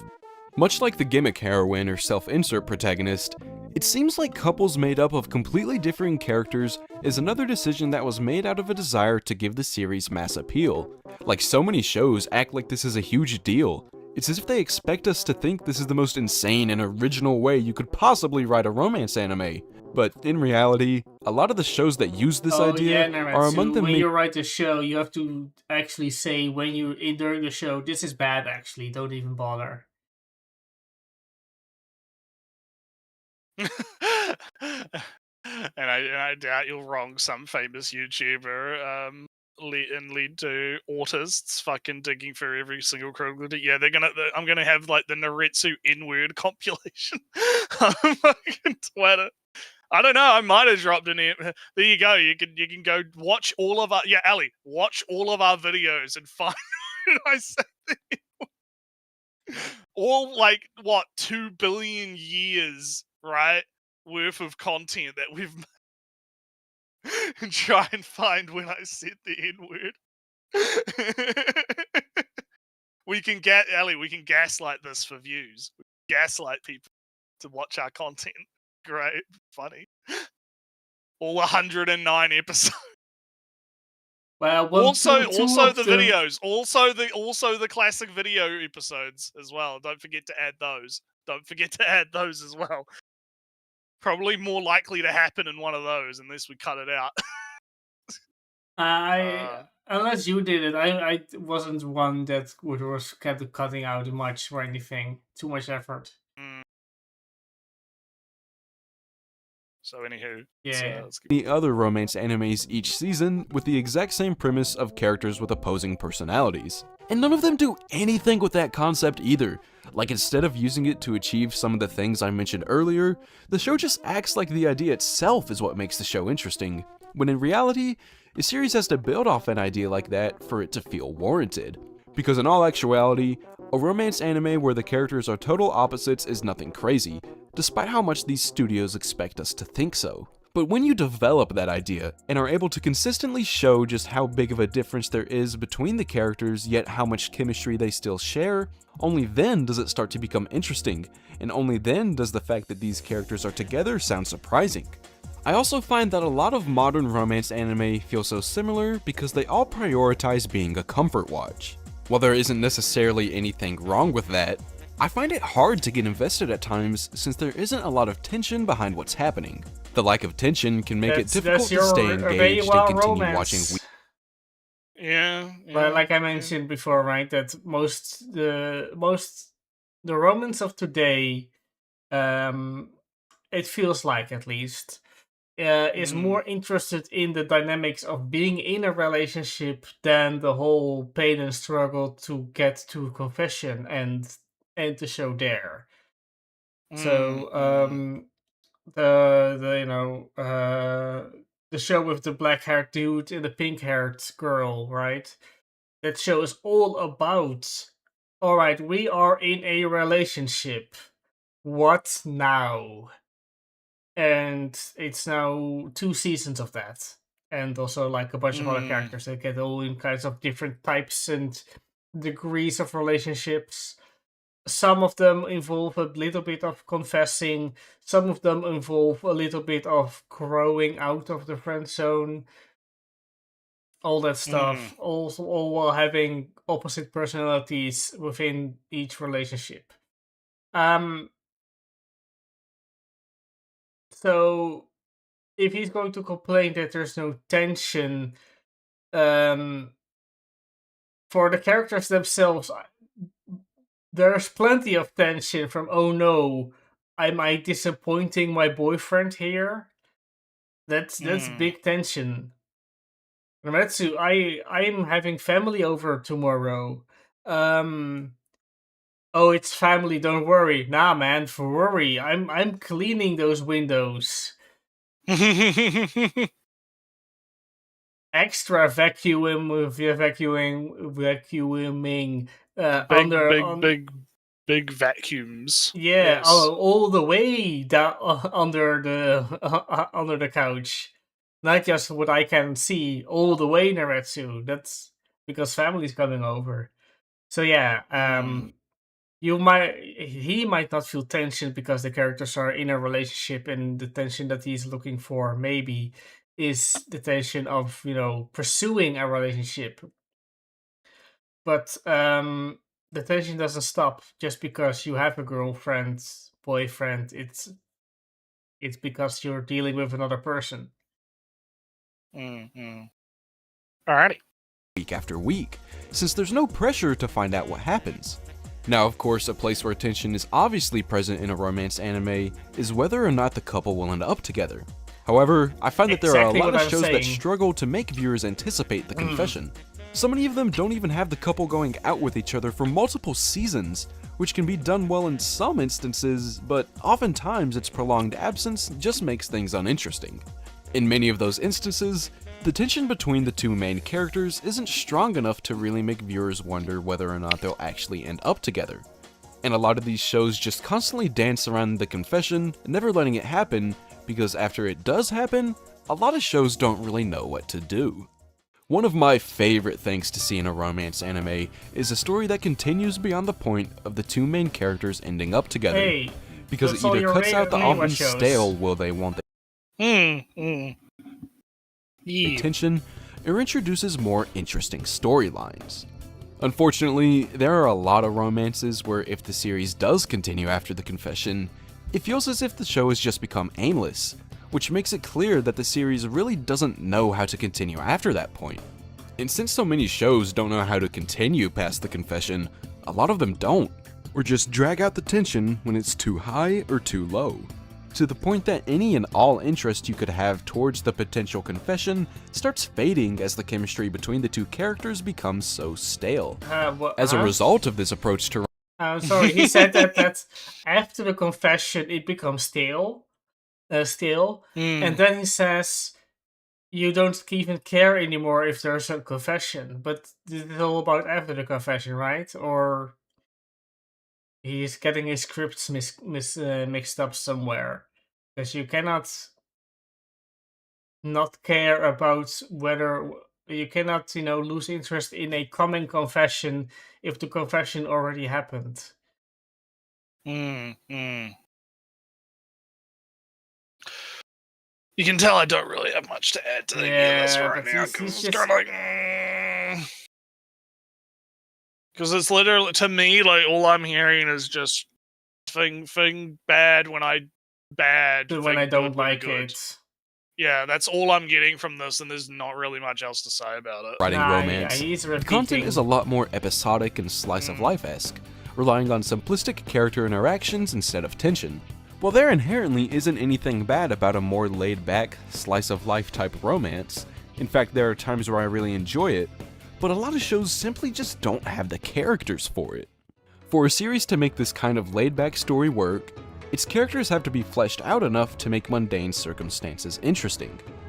When writing a comedy series, the most important part is the characters. Once a show's cast is established enough, the series is able to rely on the way the characters interact with each other or react to certain situations to make things entertaining. Instead of writing jokes, writing well-established characters and putting them in certain situations. Again, good thing good. Good thing good. Good, when you do good thing good, Yeah, then but good he's saying thing from, is good. the very important thing to have in a comedy is characters. And what about in a romance show? It's like you need to have well written characters in your show. Yeah, no shit. No. He's using a whole lot of words to say a whole lot of nothing. That let them act in a comedic and in-character way is often the strategy many comedy series rely on, whether it's anime or not. Even if a show isn't meant to be laugh-out-loud funny, it can still be incredibly entertaining because of the way it uses this approach to storytelling. Now think back to the shallow and uninteresting characters I brought up earlier that plague modern romance have you anime. proven it? Have you shown a showcase in these individual characters, or are you just saying, "Oh, these characters are boring," and that's the entire argument that they are? This whole video is fucking boring. I'm already tired. Do you think those characters are fleshed out enough to make mundane interactions interesting? Yeah, probably. I mean, I don't see why not. Yeah. Hey, just Yeah, he's wrong all the time. yeah, apparently, he is wrong all the time. Because all these characters rely on are gimmicks and viewers being able to easily insert themselves into their place, there isn't enough. Which one again? Like, he keeps showing the same shows, right? It's like, are those the examples he's using for this? Like, I get suppose Pacific so. here, right? And Yeah, this- like get Pacific here. Which shows, which characters, I which believe examples? this show in he's just- particular is like Spoiled Rotten. Yeah. And the other shows, Shikimori is not just a cutie. He's doing the vague posty monosti stuff, right? He's doing some vague posties. It's doing a little bit of a vague post time, which is a bit kind of like, to these characters for them to be able to make mundane interactions entertaining. The way that these characters are written is not only incredibly overdone and superficial, but is oftentimes to the story's deficit. Since so much of these kinds of shows depend on the Detriment, quality not of the character deficit. writing, the shallowness of the gimmick heroine and self-insert protagonist causes the show to become uninteresting. So ultimately, the combination of these shows' lesser qualities only make their shortcomings more apparent. The way that everything blends together creates a show that, while not always straight up bad, really isn't all that good either. But despite their lesser qualities, I wouldn't say that all of these shows are genuinely bad. There isn't enough. what the fuck are we saying then? Like, what are we doing then? I don't like Like, what it are when we I don't saying? like it. And when Yeah, it's like, this feels like it's, I'm sorry, but your video is a waste of fucking time, bro. Like, like you haven't actually, like, we're just looping back to, I fucking, don't worry, I'm not actually bashing on your favorite show, even though I'm bashing on your favorite show. I'm keep right? showing every time when I'm saying this is bad and horrible and boring Yeah, and yeah, bland. I'm showing your favorite show. Don't get mad at me in the comments, right? I'm just, I just portrayed No, you no, as the guy who was always wrong. yeah. To really say that, but at the same time, there also isn't enough for them to be legitimately bad either. He's missing a lot of, like, in my opinions, right? He's missing Missing a lot of those, The majority of these shows are just really mediocre and forgettable, in my opinion. which makes me feel like the romance anime worth checking out nowadays are in the minority. There are so many coming out Since each when season. are all with the good shows in the majority? Well, what is it? The 80 20 Yeah, rule? I mean 80% of that's it's just shit, a 20% of it's number. I good. don't necessarily because Well, it's arbitrary. Fucking, it's whatever. We don't have to argue about it. But like, that's just general. Usually, what it is. Most of them relying on little else than the same overdone tropes I've been discussing this whole time. And because there's so much romance anime coming out that all repeat the same tropes, the genre has become noticeably oversaturated, to the point that when I'm deciding what to watch today? each season, I'm often hesitant to start a new romance. But despite all that, I still love going back and watching older shows or being pleasantly surprised by newer ones. So even with all the slop there is nowadays, the genre still remains one of my favorites. Do I smell better than you think? nah, he's smelly man. It smells bizarre localization of Japanese media. Yeah, fucking localizers. But anyway, yeah, I guess that was a video. Yeah, what's the point of this video? Good question, Josh. What Good- was the Good, thesis? good question. Yeah, what was There are that? too many 'Cause tropes in romance shows. Yeah. Alright, man. All I really got from that was good things goods, bad things bad. Yeah, don't watch what you don't want to watch. Yeah. My yeah. introverted, insecure computer nerd dude. Mine is good actually. Yeah. Ishigami Right, I'm taking is a piss. good. You finish up, and then we'll talk anime. Yeah. He gave no concrete examples, no real criteria to judge a character on, or just give like a description or founder cordon of the characters he doesn't like. He doesn't really mention any show by name. He kind of really should. He talks in vague authoritative statements like these are bad without explicitly saying which these are. But he also keeps even though this is a shorter video of 15 minutes, he kind of does keep repeating himself, not really adding anything new information. In a sense, of course, that the new information is I don't like this is bland, unless it's okay. And actually, most of these shows are mostly okay. But I don't like. I want to watch good shows. Tell me the good shows. I want to watch the shows that are the shows. Yeah. But yeah, let's move on. Move on to talk about the animus. Mm-hmm. The good old animus. Let me just. I think we forgot to this poster last week. Maybe I'm not sure. Maybe. Yeah. Because we did. I forgot to talk about Tanya. Yeah, I think because we went kind of long last week. Yeah, I just forgot like, that I have this slide. We were just like, fuck it. All right. Well, you can. Yeah, I don't know. You start with something. I guess. I don't know. No, I talked about the whole the whole drama of the girl in blue, the woman in blue, her whole backstory of being married off, and then the Mongols came and they surrendered, and then the men unsurrendered, and then they got all killed, and now she's married as the sixth wife of the dude that killed her new family, and this is the wife that said to this now he's the big Khan, right? She's the wife that says, "Oh, this girl over here, I sent her to kill you," and he went, "All right, another plot to kill me from the wife." Nothing. Typical Thursday. Typical. So, if I not then mentioned it before, right? Now, our main character girl has like a big stone from like the gall of a cow for bull. So, big important, big symbolism and all that stuff. So apparently, in the culture, there's the belief that if you drop this in water or do some other ritual, you can summon a storm. Hey. And right now, the Khan, the Genghis Khan is dead.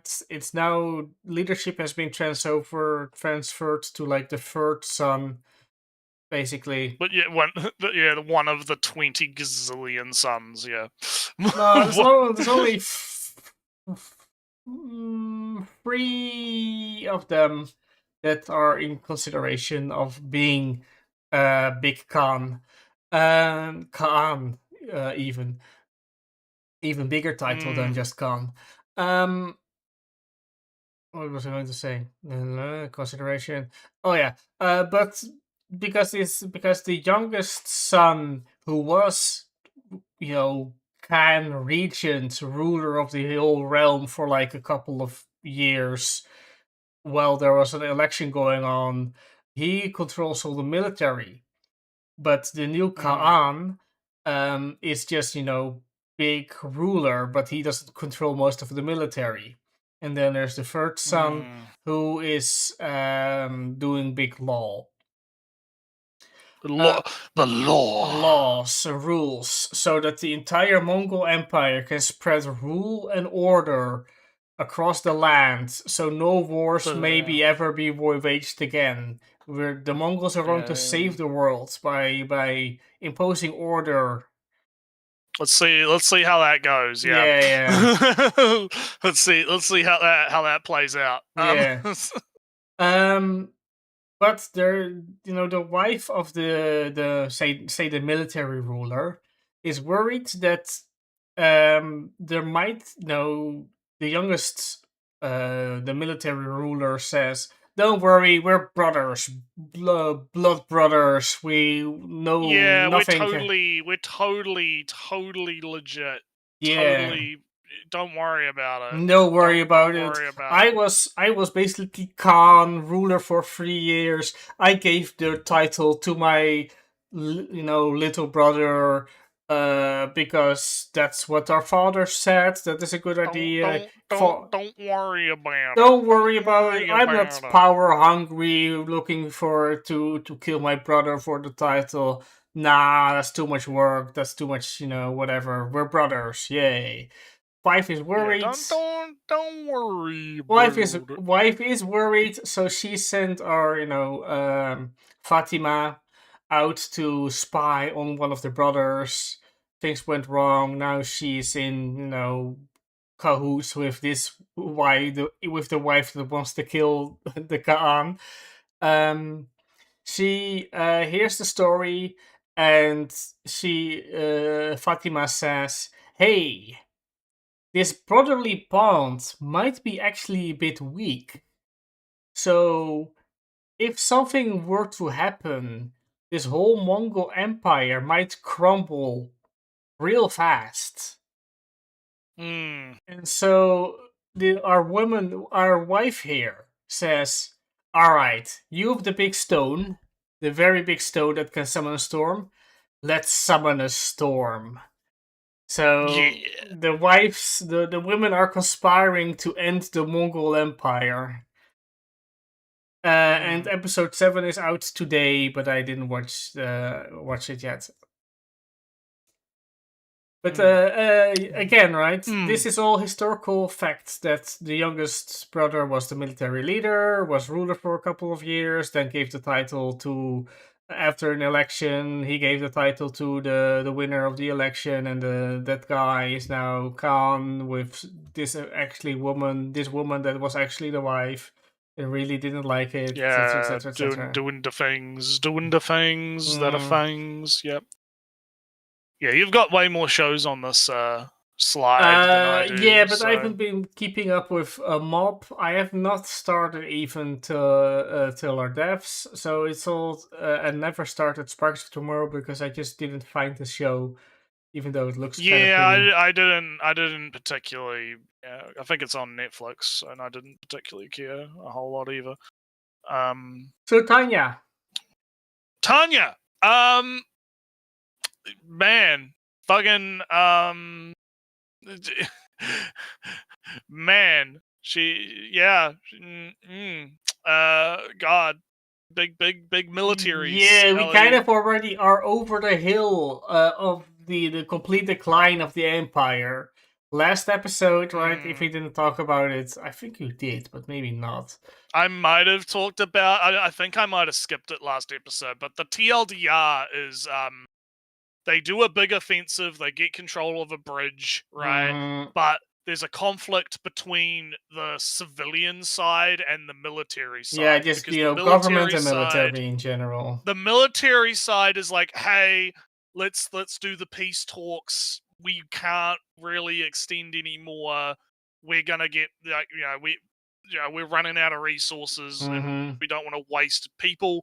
Meanwhile, the civilian side of it, the government / empire side of it, is because they've been empowered by the fact that they've had so many gains. They are like, we need more, right? We need more for domestic policies. Our treasury is drained. We need reparations. We need to justify, so and so and so and so and all of that. And we need a lot of reparations because this war costs a lot of money, and if we don't get money soon, if we just enter war, then we need to pay back a lot of loans, and it will be very expensive. So we need those reparations. Very bad. Very bad. Very, very, very bad. And then very bad. No, we can't.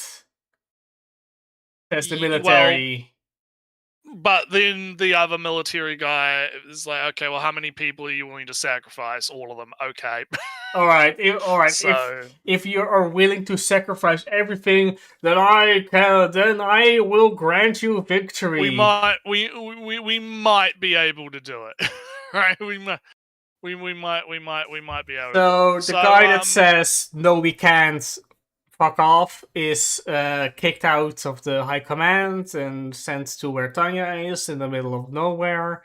And the guy that says, yes, victory, we will be victorious, is now big general man in high command. And unfortunately, he is quickly discovering that, oh no, firing a competent and active general is not a great idea because busy people do more than their strict job description. Yeah, so now we're on next episode, and I have to say the reactions we get from Tanya in this episode are pretty fucking kino. Just her flying just through the room, it was pretty funny. Every like, oh yes, okay, so here's the plan. We need a distraction. Like Tanya comes up with the plan, and the guy's like, okay, you're gonna be the bait, and she's like, what? Wait, what? Oh no, it's the consequence of reaping and sowing. I do wonder, outside of recapping episode, I do wonder if our general man, demoted and sent out into a small cabin in the woods, is going to realize that Tanya really doesn't want war. Because that was the impression that most people have of her, is that she's big war, but I wonder if he's going to realize that she's just there to end war quickly and fast and just peaceful life. We need to get this shit done. Yeah. Right now.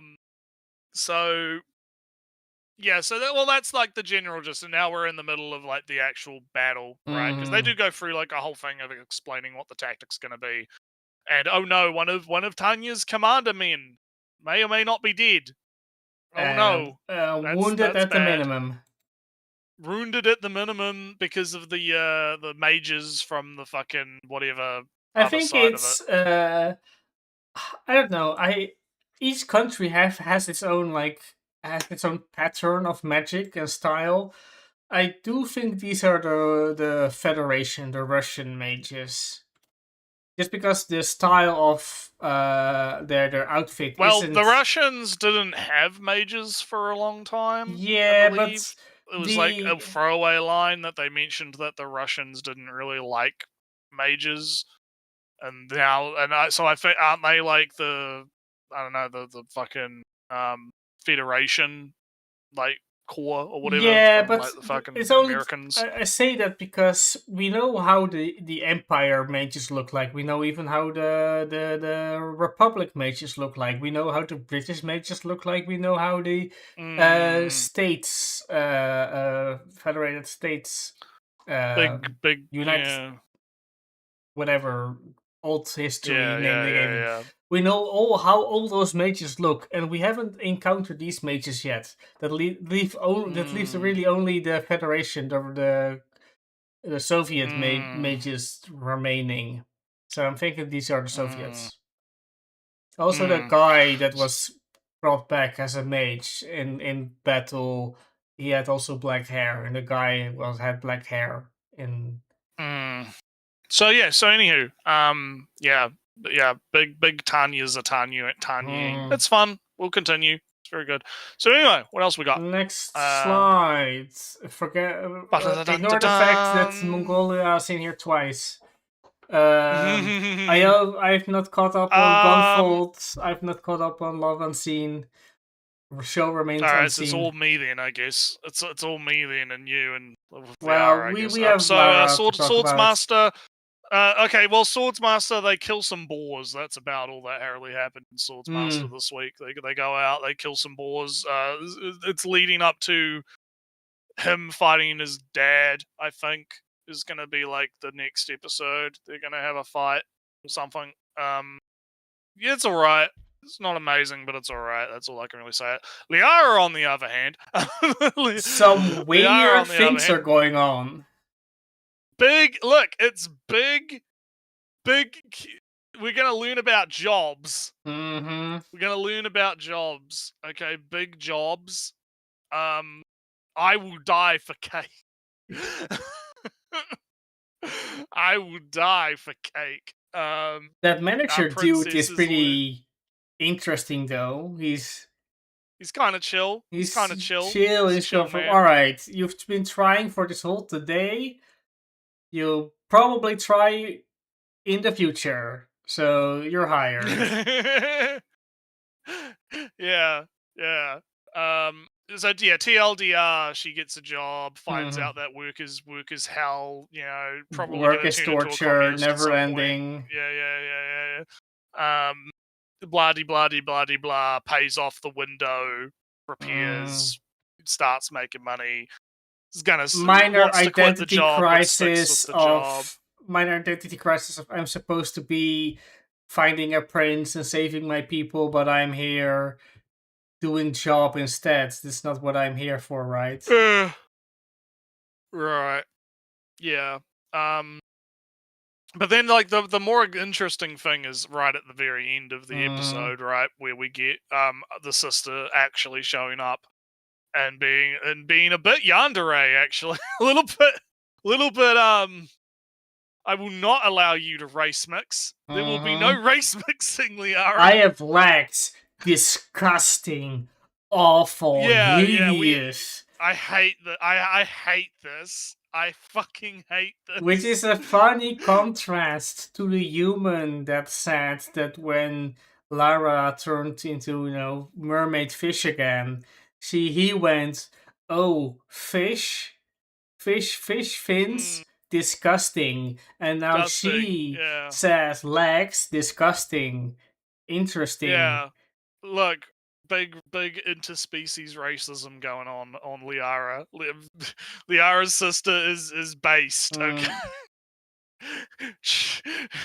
no race mixing. But anywho, yeah, and she's like, "Oh, I'm gonna go after the family, right?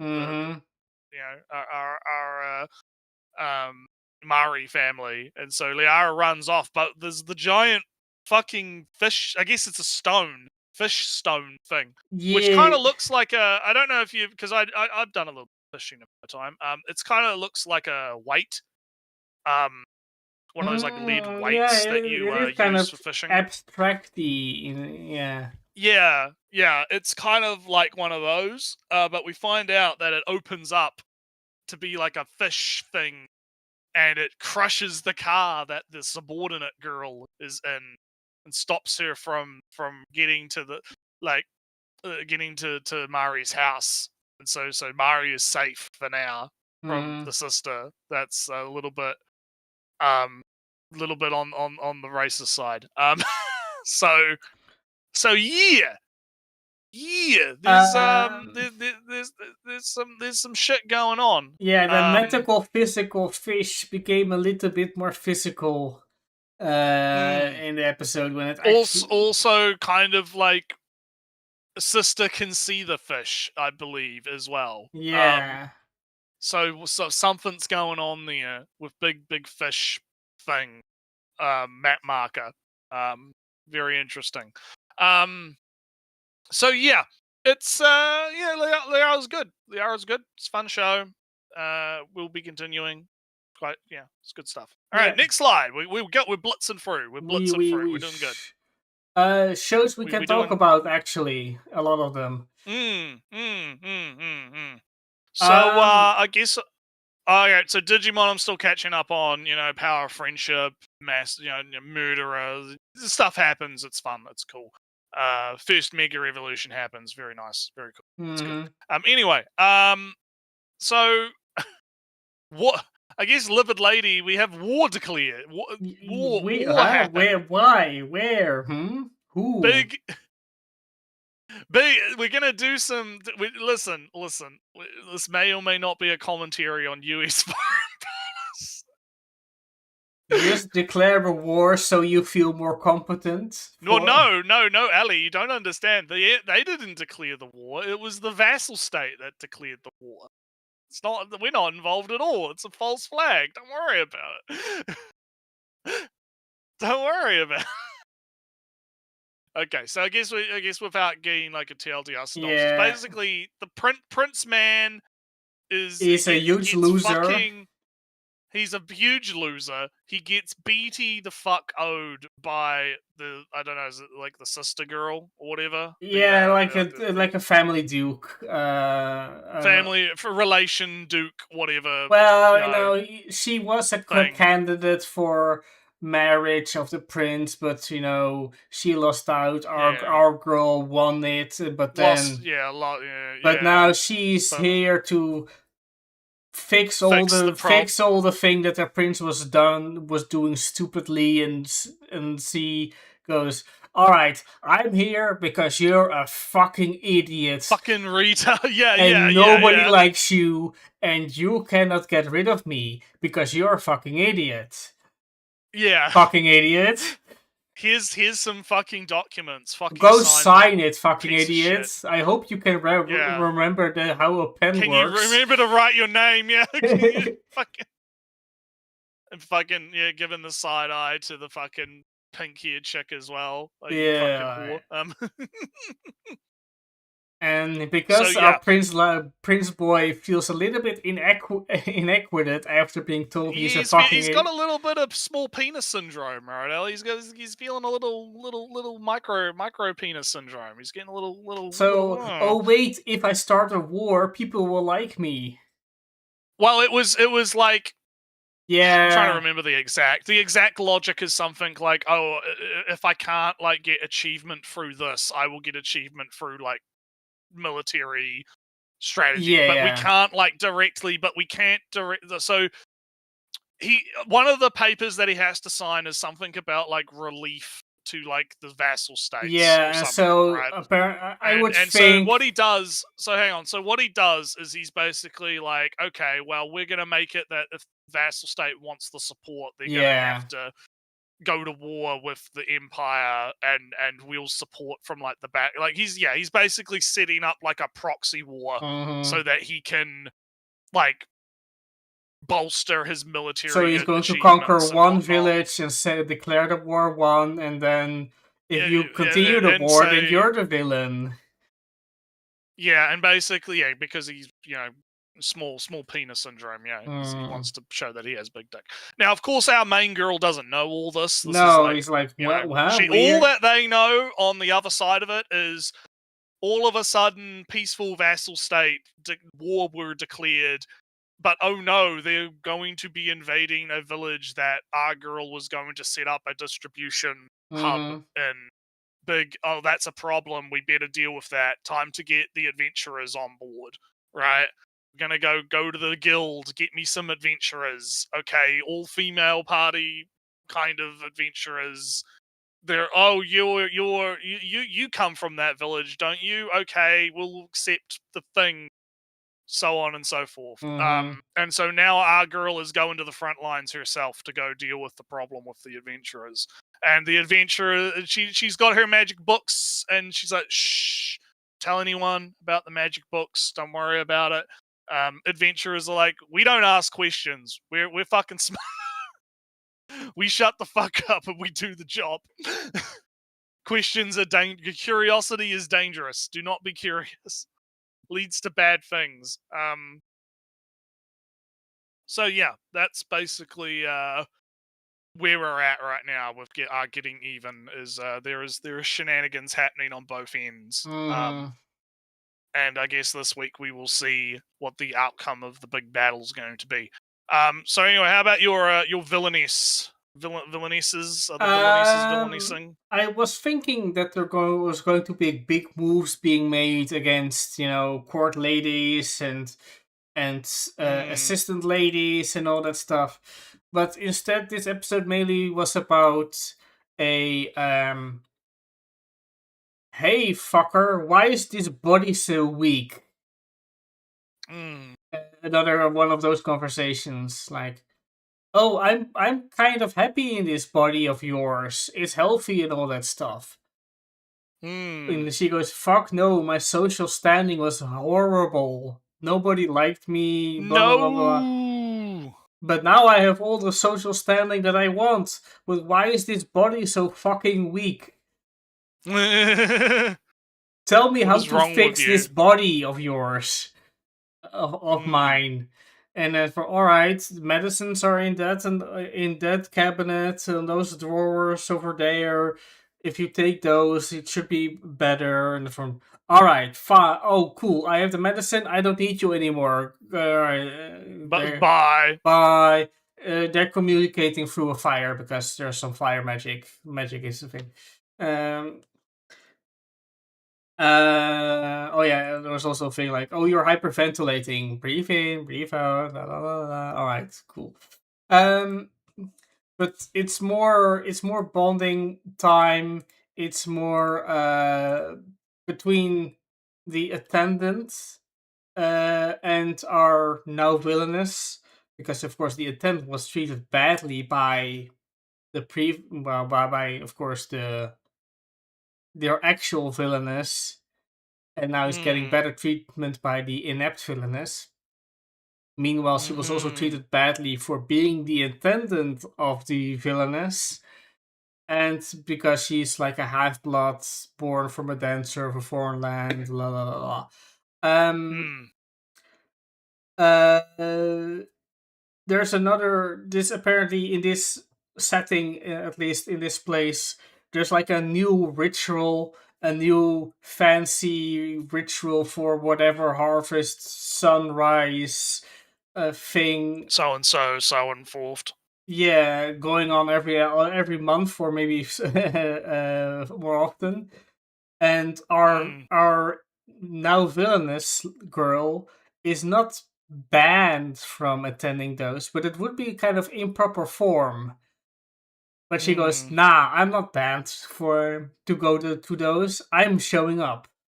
So she's going to show up the coming episode with fancy dresses and all the things that she improvised in her little cabin hut. And that's kind of the thing going on. All right. So demons then.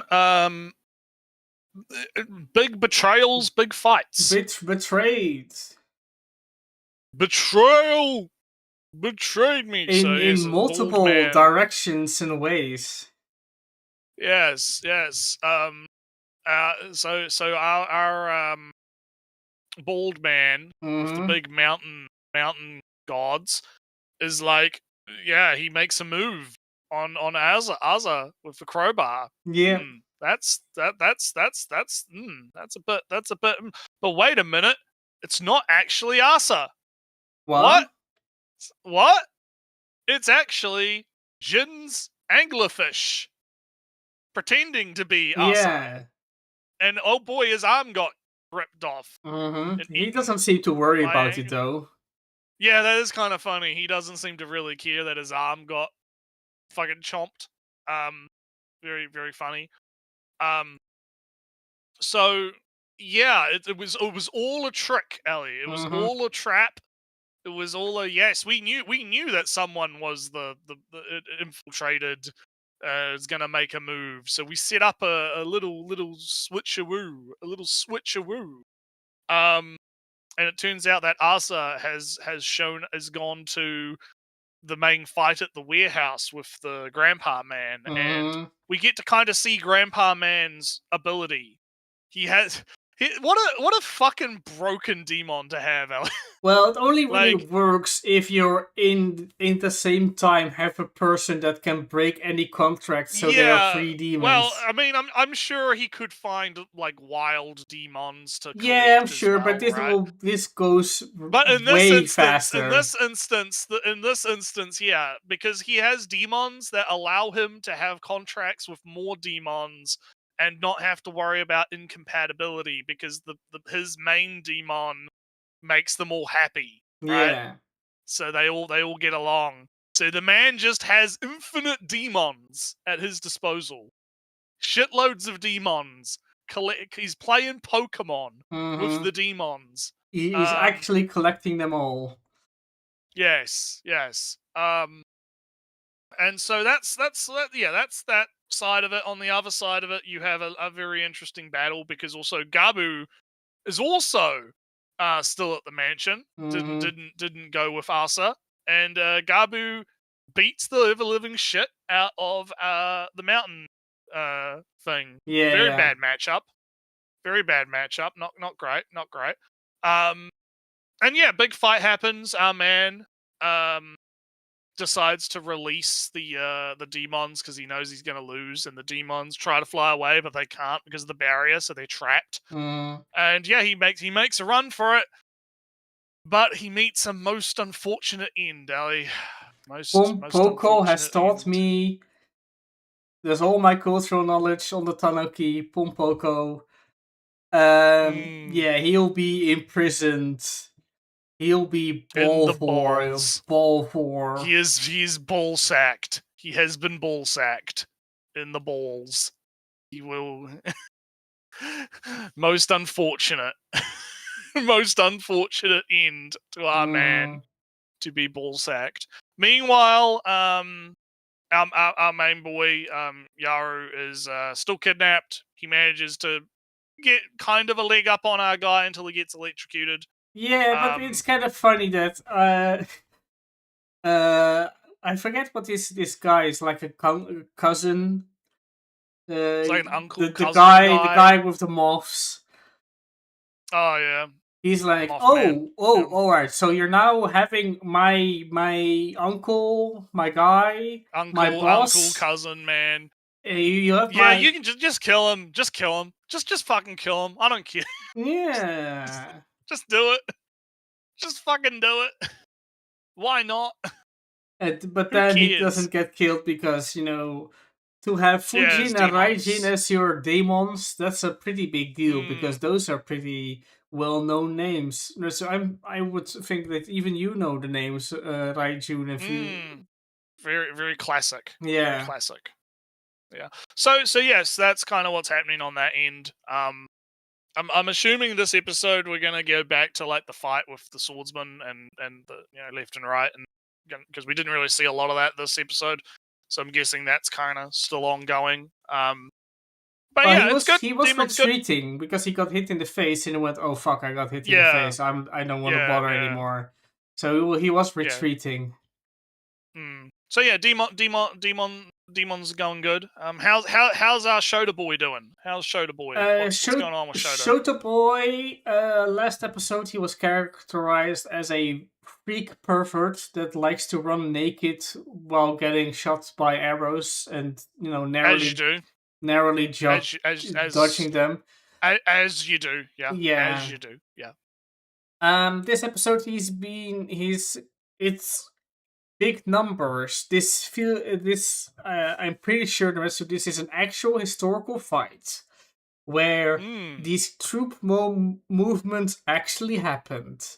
So we're going to also do them exactly how these troop movements went and did, where these people were at this moment, at these times, etc., etc. So it's a little bit dry on the characters interacting and talking and all that stuff. Not to say that there isn't. There's plenty of characters that are doing fun things, but if you're being constrained by actual history, and you need to explain, if you need to invent or write explanations why somebody does a thing, because history happened that way, it becomes a little bit harder, right? Especially if you don't know the exact rationale, so you have to fit a reason within the narrative of the show, etc., etc. We do get interesting one kind of scary moment where our boy is actually captured. Oh no! Hands on the hem of his, shirt, localized. So he's actually captured, actually in danger, but he's saved in the end. I'm going to come back to it one more moment. Right, so he's a super pervert that likes to almost die. But the moment that he's captured, it's portrayed like he's getting raped. So as I said, Shota boy is doing Shota things. Yes, as you do. Yeah, there's a moment where he's told like, "Hey, all right, you did your job. It was very dangerous. You're saved. You're saved. It was dangerous. It is not your job to be in constant danger. So please go to stop that and go back. It's not your job to be in danger all the time." And he goes from, "No, I want to be useful." And then the compromise is, all right, you can be useful. No, you're not to be anywhere near the front lines whatsoever. La la la la. All right, deal. Cool. He's being useful, being a messenger, but no longer in frontline territory. Next episode, the provincial governor is showing up. He is super incompetent, selfish, cowardly, all those good traits to have. But Naretsu, he has money and men. And he has like a human powered tank. As in, he has a platform.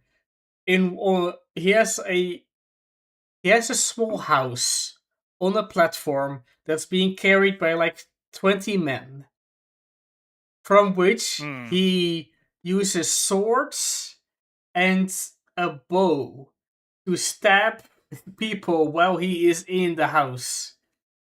People run with the house into the front lines, and he's just stabbing people from inside his house. And going to shoot arrows from inside the house. Naretsu has a human powered tank right now. That's how it's being shown. So we're going to deal with that, and he might die. Maybe this whole battle is about I assume that this battle is being won by our people. But I wonder how exactly. Characters are still being fun. Boy is still a little pervert as long as he's not getting raped. All that stuff. Game video screams are still in effect. I'm having a good time.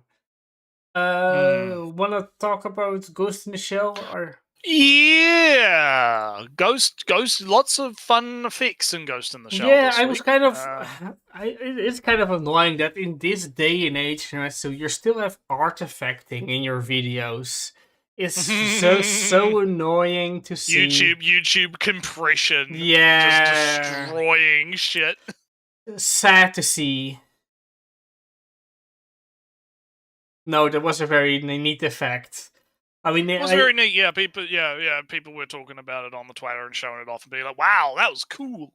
Because she basically, she's like looking at a disc and it like completely artifacted, pixel glooped.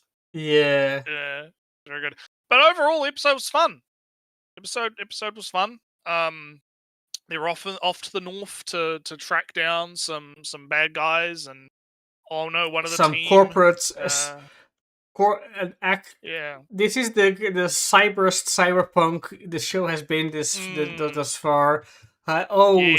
Some guy in a truck just axing down a military woman on the street for. Yeah, they're in like the city and it's like a shithole, right?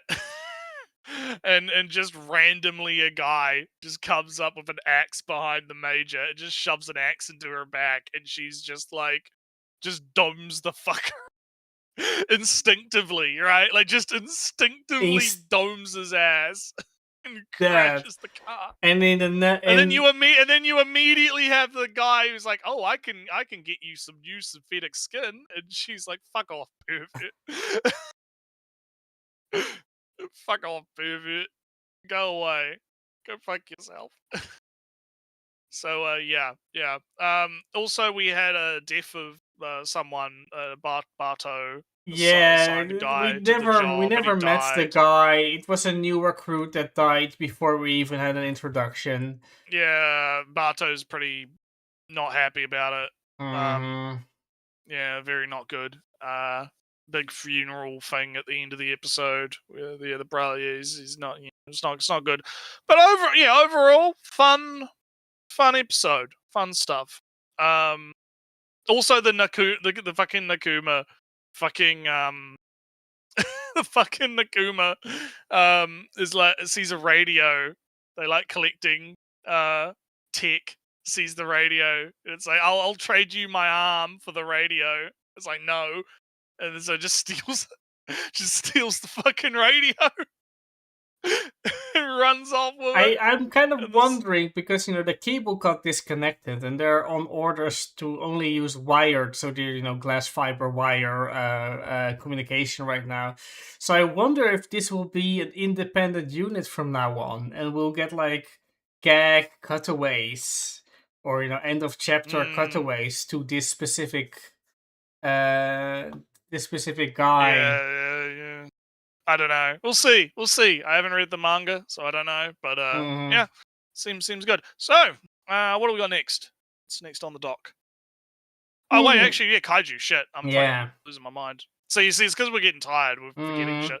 So, they're going on camping field trip, big camp field trip. All the girls hanging out. Our girls making friends with the Gorilla Girls friends. They're all being friendly, big friends, very fun, very cool. They bump into the asshole guy who's at another school that rejected Gorilla Girl for being Gorilla Girl. But he doesn't recognize Gorilla Girl and is like being all like, "Ha, yeah, you're hot. Yeah, let's hang out. Yeah, cool." So, Gorilla Girl is kind of like, okay, I'll play along for a bit. It'll be funny. And then they go out on like a boat, and a kaiju girl overhears people being like, "That guy's such a man slut. He's already got a girlfriend, yet he's seen all these other girls. He's been a man whore." And our girl's trying to like warn Gorilla Girl about it.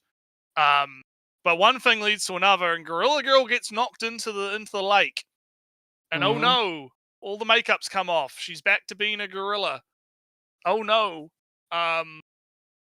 What is Kaiju Girl going to do?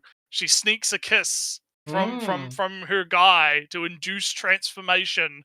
Big kaiju shenanigans ensue. Very funny. So yeah, no, it's good. It's good. I'm kind of glossing over it a little bit in the sake of time, right? Yeah.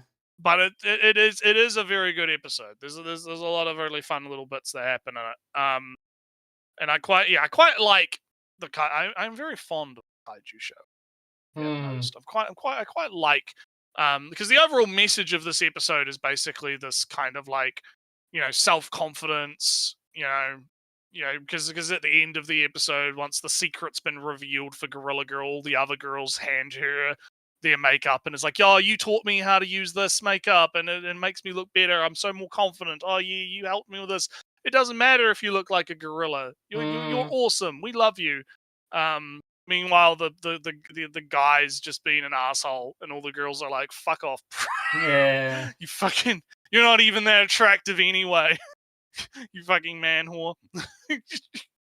So yeah, it's good. It's good. Good episode. Very fun. Yeah. Last slide. Last slide. Last slide. So, not much on the racism front. I know you're interested in this. Not a lot of racism this episode. Not a lot of talk about bigger racism this episode. It's about a girl who is super duper drunk all the time, getting drunk and wandering into places, and then needs to be picked up by a GPS tracker that's in her hair, so people know where she is and can pick her up later. We, as the funny jokes run through, teen brain rot girl wants to write her own stories, her own little fan fictions on whatever site, but not so she just can't. Her inspiration just vanishes right so fast. She doesn't know how that can possibly happen. So she's telling this to like the mangaka, the ero mangaka of the apartment, and she just like, "All right, can I see your screen time?" On the phone, and then she looks at the screen time Naretsu, and guess what? It's 60 hours a week on Twitter. Man, that's some brain rot right there. Yeah, like, oh, I cannot even save you, kind of face from this. I cannot save you from lost cause. Yeah. You're lost. Yeah, it's over. It's so ogre. It's so ogre. There's alright. So there's one kind of awkward talking, realistic awkward talking, two people starting a conversation within a second of each other, and after, "Oh no, you go first," etc. Sorry. Contemplative things. One other joke Naretsu that involves that our mangaka is late. Her assistants couldn't come, so the company is sending new assistants to her place. They show up, Naretsu, and it turns out, Naretsu, that these assistants are incompetent. Incompetent in the sense that they just don't have the qualifications to do the thing that they're supposed to be here for. But it is not their fault. They are just being sent here from a company. Right? So can you really be mad at people that are supposed to be helping you but are not qualified to help you and are therefore not good at their job? And so she goes in through this kind of internal stages of, oh fuck, I am so late. I'm never going to finish shit. this. And all these people that are here to help me, useless. And then she kind of, gets kind of frustrated, angry at them, and then she goes, "No, that was wrong of me. I suppose you're doing fine." Fine. And it ends up that her manga is not finished, and somebody is here to pick it up. All right. That's the So fun times with the Chainsmoker Cats, I guess. yeah. There's So a new, in other and news, the hobo oh, yeah, character is introduced, and she's kind of Okay. hypocritical that she's all about enlightenment and all that stuff. But the moment that nobody's looking, she goes, "Fuck, that hurt." So I haven't been keeping up with our ghost fucking show. Might have to strike it from the list because I don't think I'm. Yeah, I don't think I'm gonna pick it back up, but we'll see. I don't. Yeah, so it doesn't need to be on the list for now. If I decide to come back to it, I will let you know and we'll back to it. Cleavatris, things are progressing. Things are happening. Yeah. Our boy has set up his he's set down the chess piece. He's going, come get the book, bitch. Come. One of the other beasts is like, "Yo, Cleavatris, what are you up to? Right? What are you doing?" And he's like, "Yeah, nah, this is the fastest way. I'm getting tired of this bullshit. Let's just get this done with." And it goes, Let's all just get right, going. all right, but don't All forget right, about raising. I'll help you out. Here's some fog. I'll help you out. Have fun. Don't forget about raising that child, though. But all right, do you? Yeah. What's going on with that? That's kind of interesting. Most of the episode, although I will bring up the priest man. Very sus priest man. He is very. He is so angry, Ellie. His face is literally facing off. He is doing a face off. His face is sliding off his skull. He is that angry. He's And he has to totally be like, human. "Oh, totally not some kind of demon. He's weird, interesting. So looping back to our main girl, manages to escape the plant by feeding it so much energy it becomes big enough to break the glass and she can get out. She's still a little rodent girl, little rodent with a giant tail apparently, big tail on the rodent girl. And she goes through the trial, big trial, has to fight herself. Yeah. And we have a big what all that talk about that speech I love from the first season, making the world bigger, humanity, all that's all bullshit, you're lying to yourself. And she's like, "No, I will I have been shown a way, even though I'm like an undead and all of this other stuff has happened to me, I'm still gonna be able to be a hero." Rah, beats herself, her own self-doubts or whatever, gets a crest. Very interestingly, she has a magic crest now, despite having almost zero magical potential. Well, her magic is basically is suffering. If I suffer, which is the funny part. It's like, congratulations, your ability is masochism. Your ability is the more you get hurt, the stronger you get. Have fun with that.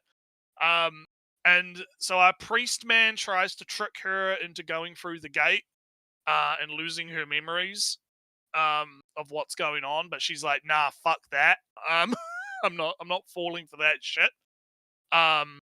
And so priest man tries to grab her through the portal, but doesn't manage to do it.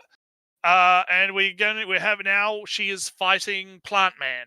Yeah. Who can talk to plants and planted all of these plants, and she's trapped in a tree, about to have her head cut off. And that's kind of like the end of the episode. So yeah, fun stuff.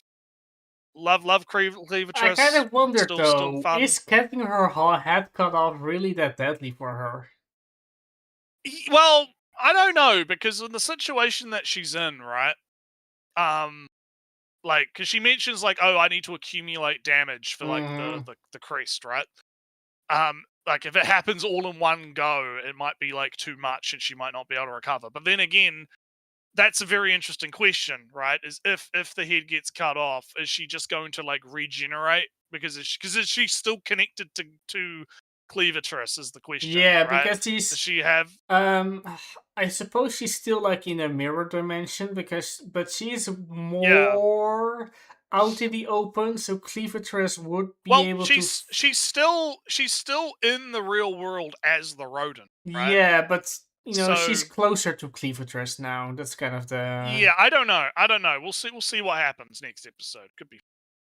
So anyway, how's the Gohans going? Are they Gohansing? Is the The Gohans still Gohans Gohansing? is not as go-handing as they could. They are max It budget. feels like every week. It feels like every week we have this like, okay, so 1 week it's gonna be Gohans are Gohansing. Yeah. They're super big Gohansing, and then the next week it's the Gohans are not.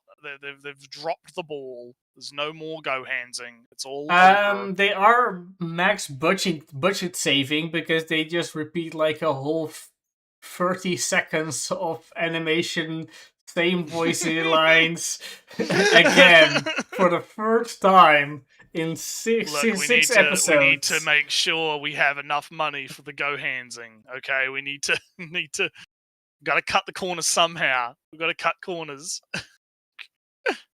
Oh man. Like the whole first 2 minutes of this episode was a repeat of the last episode. And then after that, there is the 30 seconds of animation that still was they repeated from elsewhere. But our looked down upon heavy knight guy is seeing that this clown girl has a luck attribute, and well, he is a reincarnated man and knows all the high level ways you can use these skills and whatnot. This game, this world doesn't really realize it, at least not at the level or knowledge that these guys have. So he sees clown girls and going with some constant context clues and overt conversation. He goes, "Damn! Oh wait, she has that ability. Please join me, please join me." And it eventually happens, and it turns out she has like some ability that boosts all her luck-based skills by like 800%. So that 1% chance to get a thing times 800. Stuff like that. As you do. So As you do, yeah. that's a good to boost your probability of a luck-based skill by like 800%, or was like 500. It doesn't really matter. It's like some massively increase.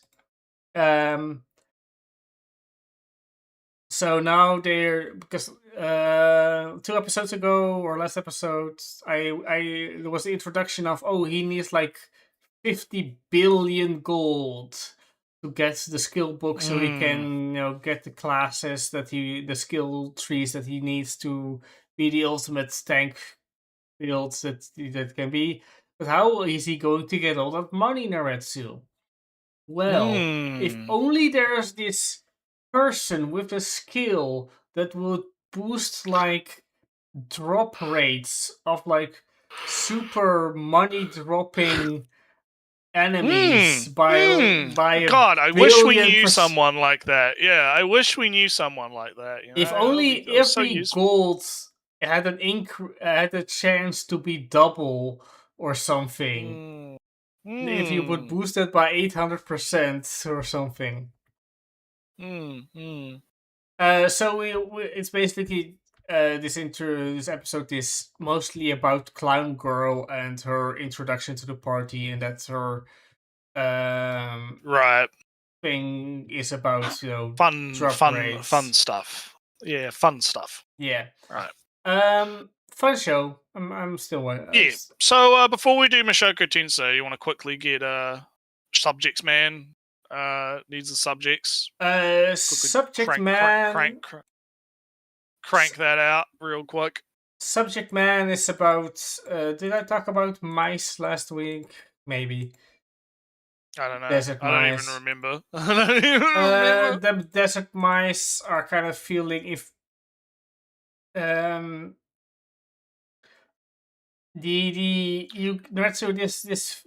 this show series follows a kind of, you're either human or demi-human. And demi-humans are human but with Excuse me. are human but with a horn to you're a mouse that can talk. So now so we it's like Khajiit rules basically. Yeah. So now we get introduced to mice that can talk, and they try to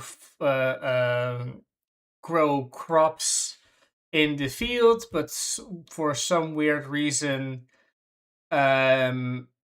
crops just doesn't grow. But we have two elf girls that can have some land cultivation abilities, and they use their ability to make the field fertile. And because the mice are welcome, and there's a reputation that is growing, more beastkin are going to come to this land and go, all right, time to maybe there's some less racism over here. I want to at least get like smaller. A bunch of small demon demi-humans are coming in, so more mice, pigeons, all that stuff. And the episode ends with a bunch of dogs showing up, demi-human dogs, and being chased by a big snake. And maybe Naretsu, the snake, is also a demi-human that wants to join, but he's huge. Right. But we're getting big community is going to show up. But that's all good stuff. So the slice of life arc continues with Rudeus a little bit. Although we get a bit of drama, a little bit. Yeah, we get some mutual drama because it's kind of robot-y. Rudy and Co. Contracted by the princess girl. Hey, I've got a princess friend girl, who's going on like a pilgrimage thing. She has to go to these different it's a thing shrines. Yeah, it's a thing we got to do. Coming of age, so and so. Would you like to protect such and such? You'll be working with her group of adventurers she's hired. All's well that all good. Turns out, oh no, it's that girl that mocked Rudy for being a bit impotent in a couple of seasons. Didn't leave on friendly terms. Did not leave on friendly terms, those two. So a little awkward. It's a little bit awkward. And essentially, over the course of the episode, they end up getting some alone time because Sylphie kind of like pushes them, right? To get together, and they kind of hash it out, right? They hash it out. Yeah. Rudy is like, oh, you're kind of like my rebound from Eris abandoning me, and wasn't very mature, right? We kind of didn't handle that quite well. Oh no, I shouldn't have mocked you. I didn't understand what you were going through. So big thing. Let's mutual. I didn't really like you. In that, there's a little fling. Then they leave on good terms, right? They leave on good terms. It's all's well that ends well. No hard feelings. It's all all sorted. It's all goods. So yeah, that's all I vaguely remember. So if you've got anything else, I just I have not much to say because it takes a while, warranted, of course. Two people awkwardly dancing around each other for a fair bit, and then yeah, we get a little bit of action. We get a little bit of action this episode where they're fighting some the stuff. action And that's kind of cool. is really an excuse for them having to talk to each other. It's kind of the other way around. For most time, that the talking is there to justify the action, but here the action is to justify the talking. Yeah.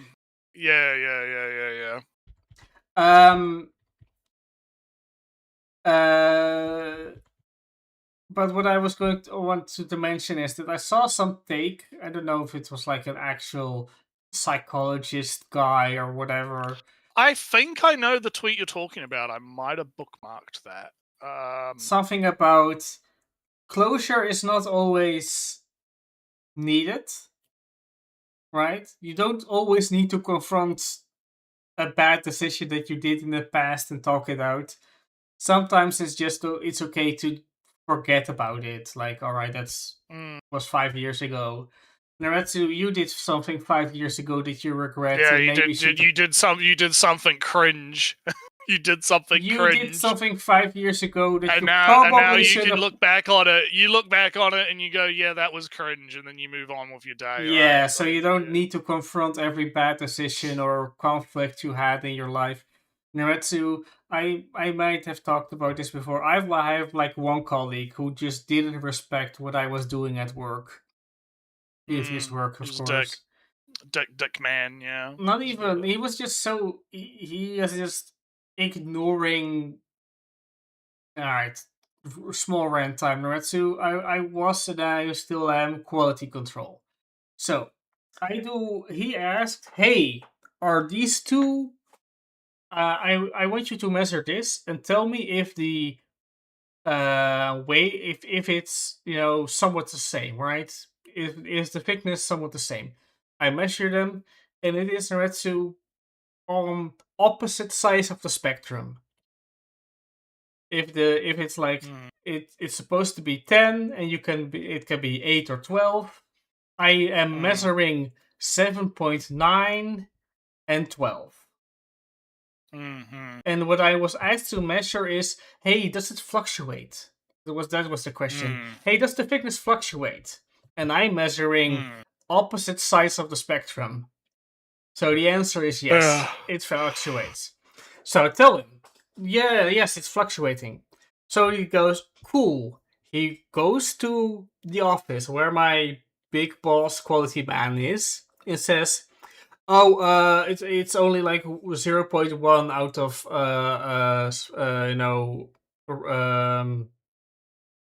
well, not range, it's only deviating. Yeah.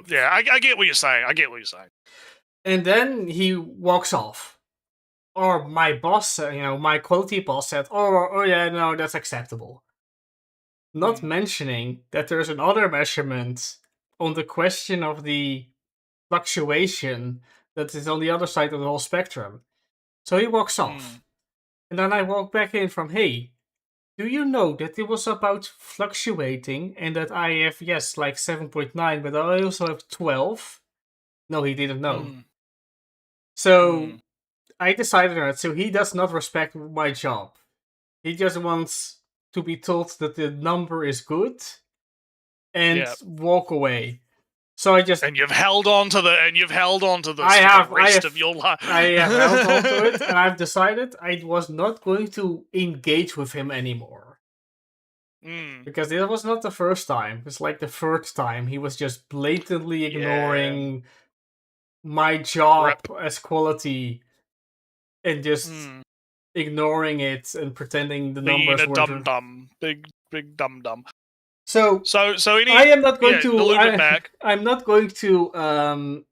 In the future, I'm not going to say, "Oh, it was kind of mean of me to just refuse to say, just to pretending you weren't there." No, man, that was me. I ignored you. I was right to ignore you. You were ignoring me. I'm ignoring you. That's how it is. Feel my grudge. So I had a tweet bookmarked since you had your long rant about that. Would you like to hear a long tweet about how Sylvie can is you not summarize it, maybe? is not a polygamy cuck? All right, well here we go. So I'll also just link the tweet chat as well. So cite your sources. So calling Sylvie a polygamy cut is a projection of 21st century insecurities into a character who was written as a traditional fantasy matriarch. If you look at the character writing and the historical context of the medium, the framing is obvious. The issue with Sylvie criticism is that it's predicated on modern Western monogamous standards and aimed at a fictional medieval world. We can set aside the context of nobility, such high status adventurers taking multiple wives and being a structural norm. More to the point, the traditional role of the first wife in the Grey Rat setup is foundationally a monarch.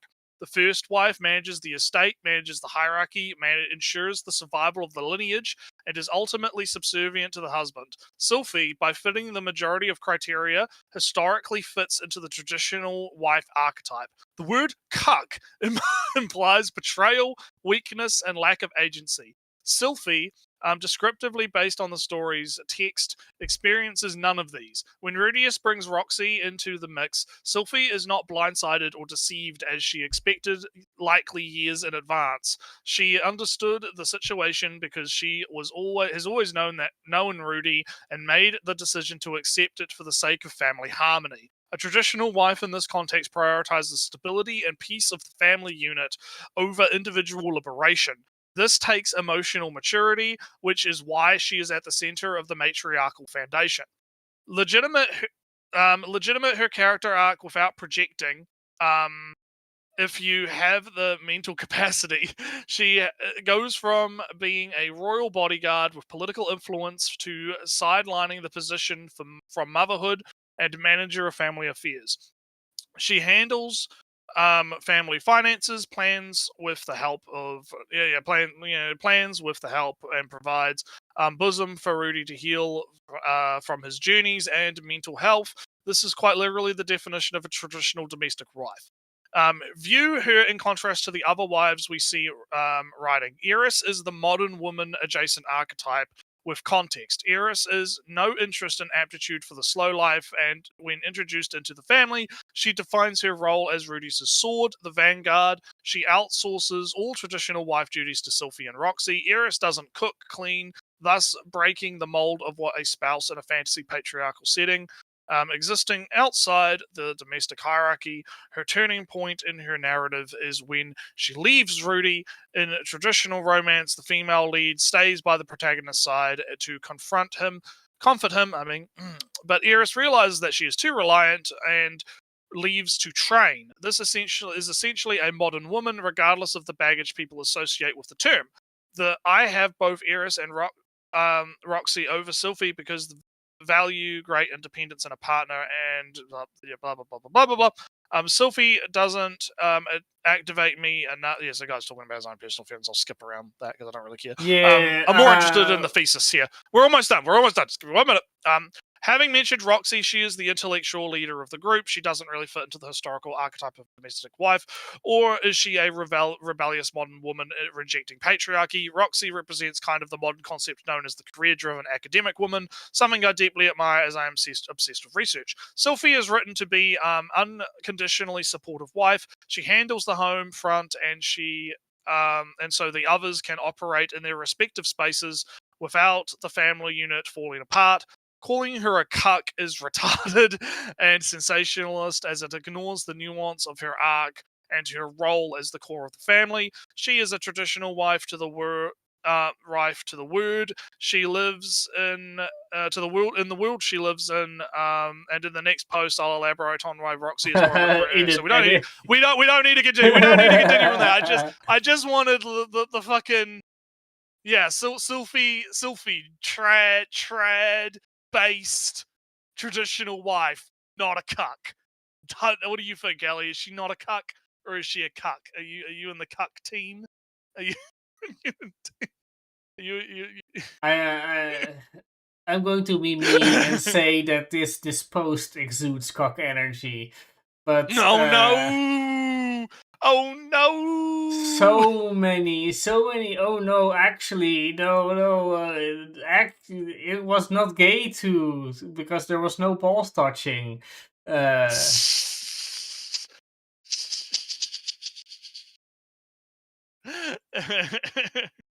mean, I don't know. I think that the assessment is fairly accurate, though, right? Like, Yeah, I think mean that the guy kind of nails what Sylphie's like role as like in the relationship dynamic is, right?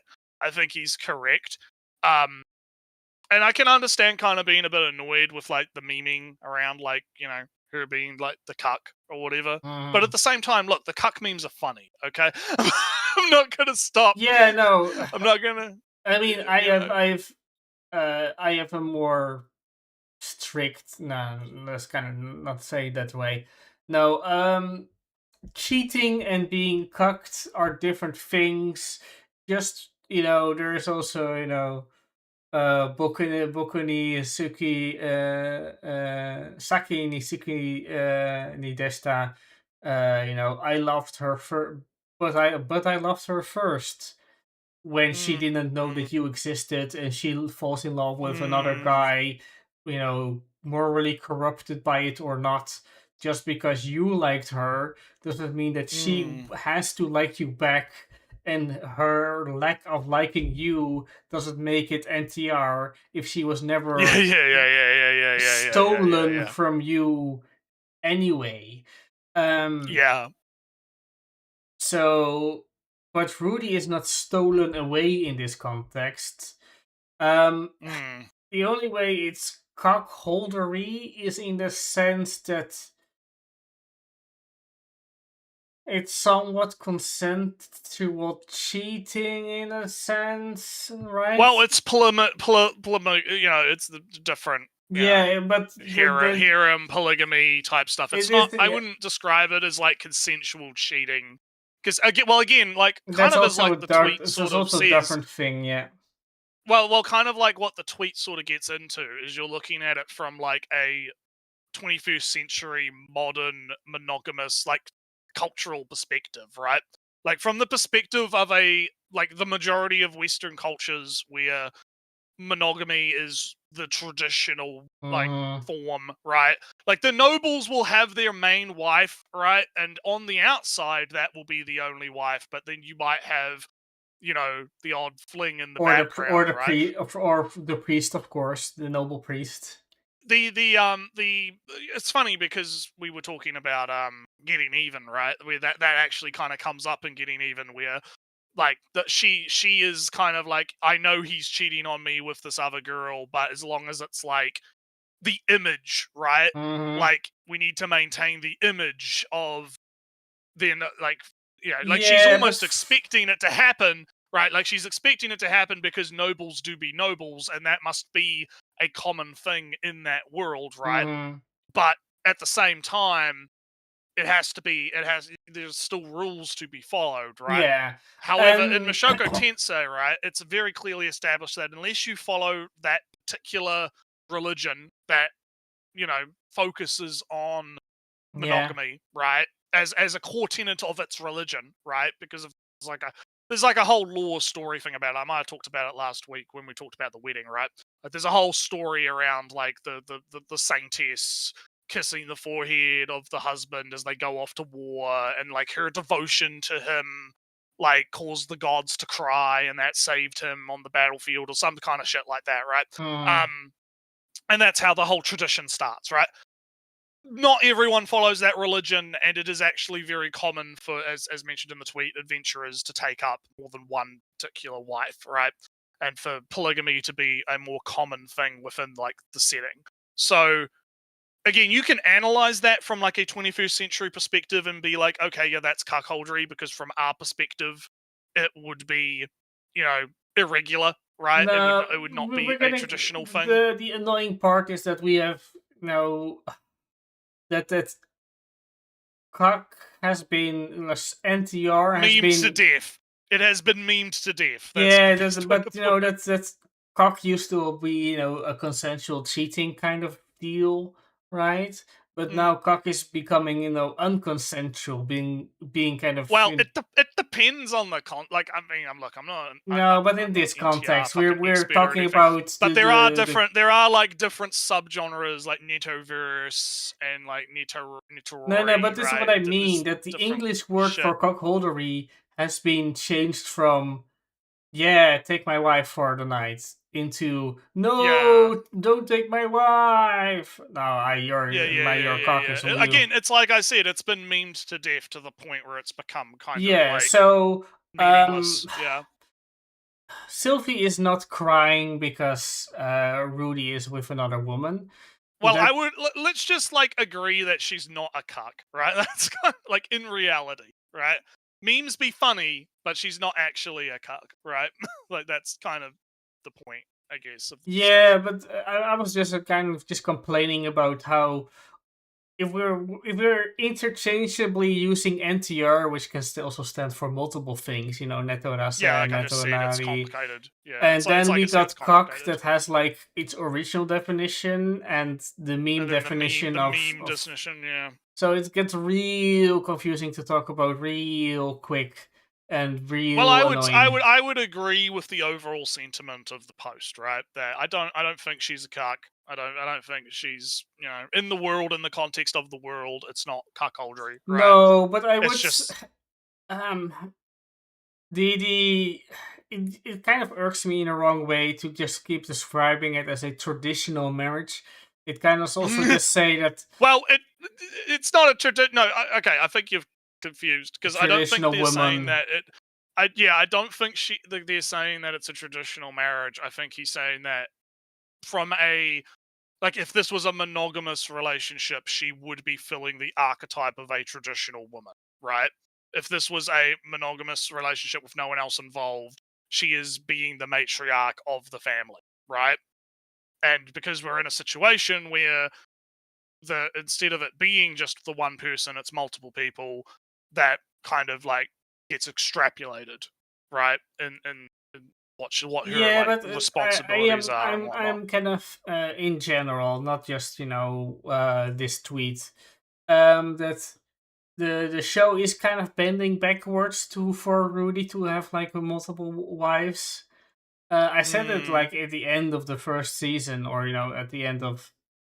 Is this the third season or is it the third season? We're on third, I think. Alright, so the end of the second season, I was kind of feeling from the show's kind of bending backwards to have like 2 wives, and 3 is all but confirmed. In the show itself, even not much more outside the show. They have like I think we skipped over that, but they have like a whole discussion at the end of the episode where Rudy's like, I promise I'm not gonna have another one, and Sylphie's just like, yeah, sure, buddy.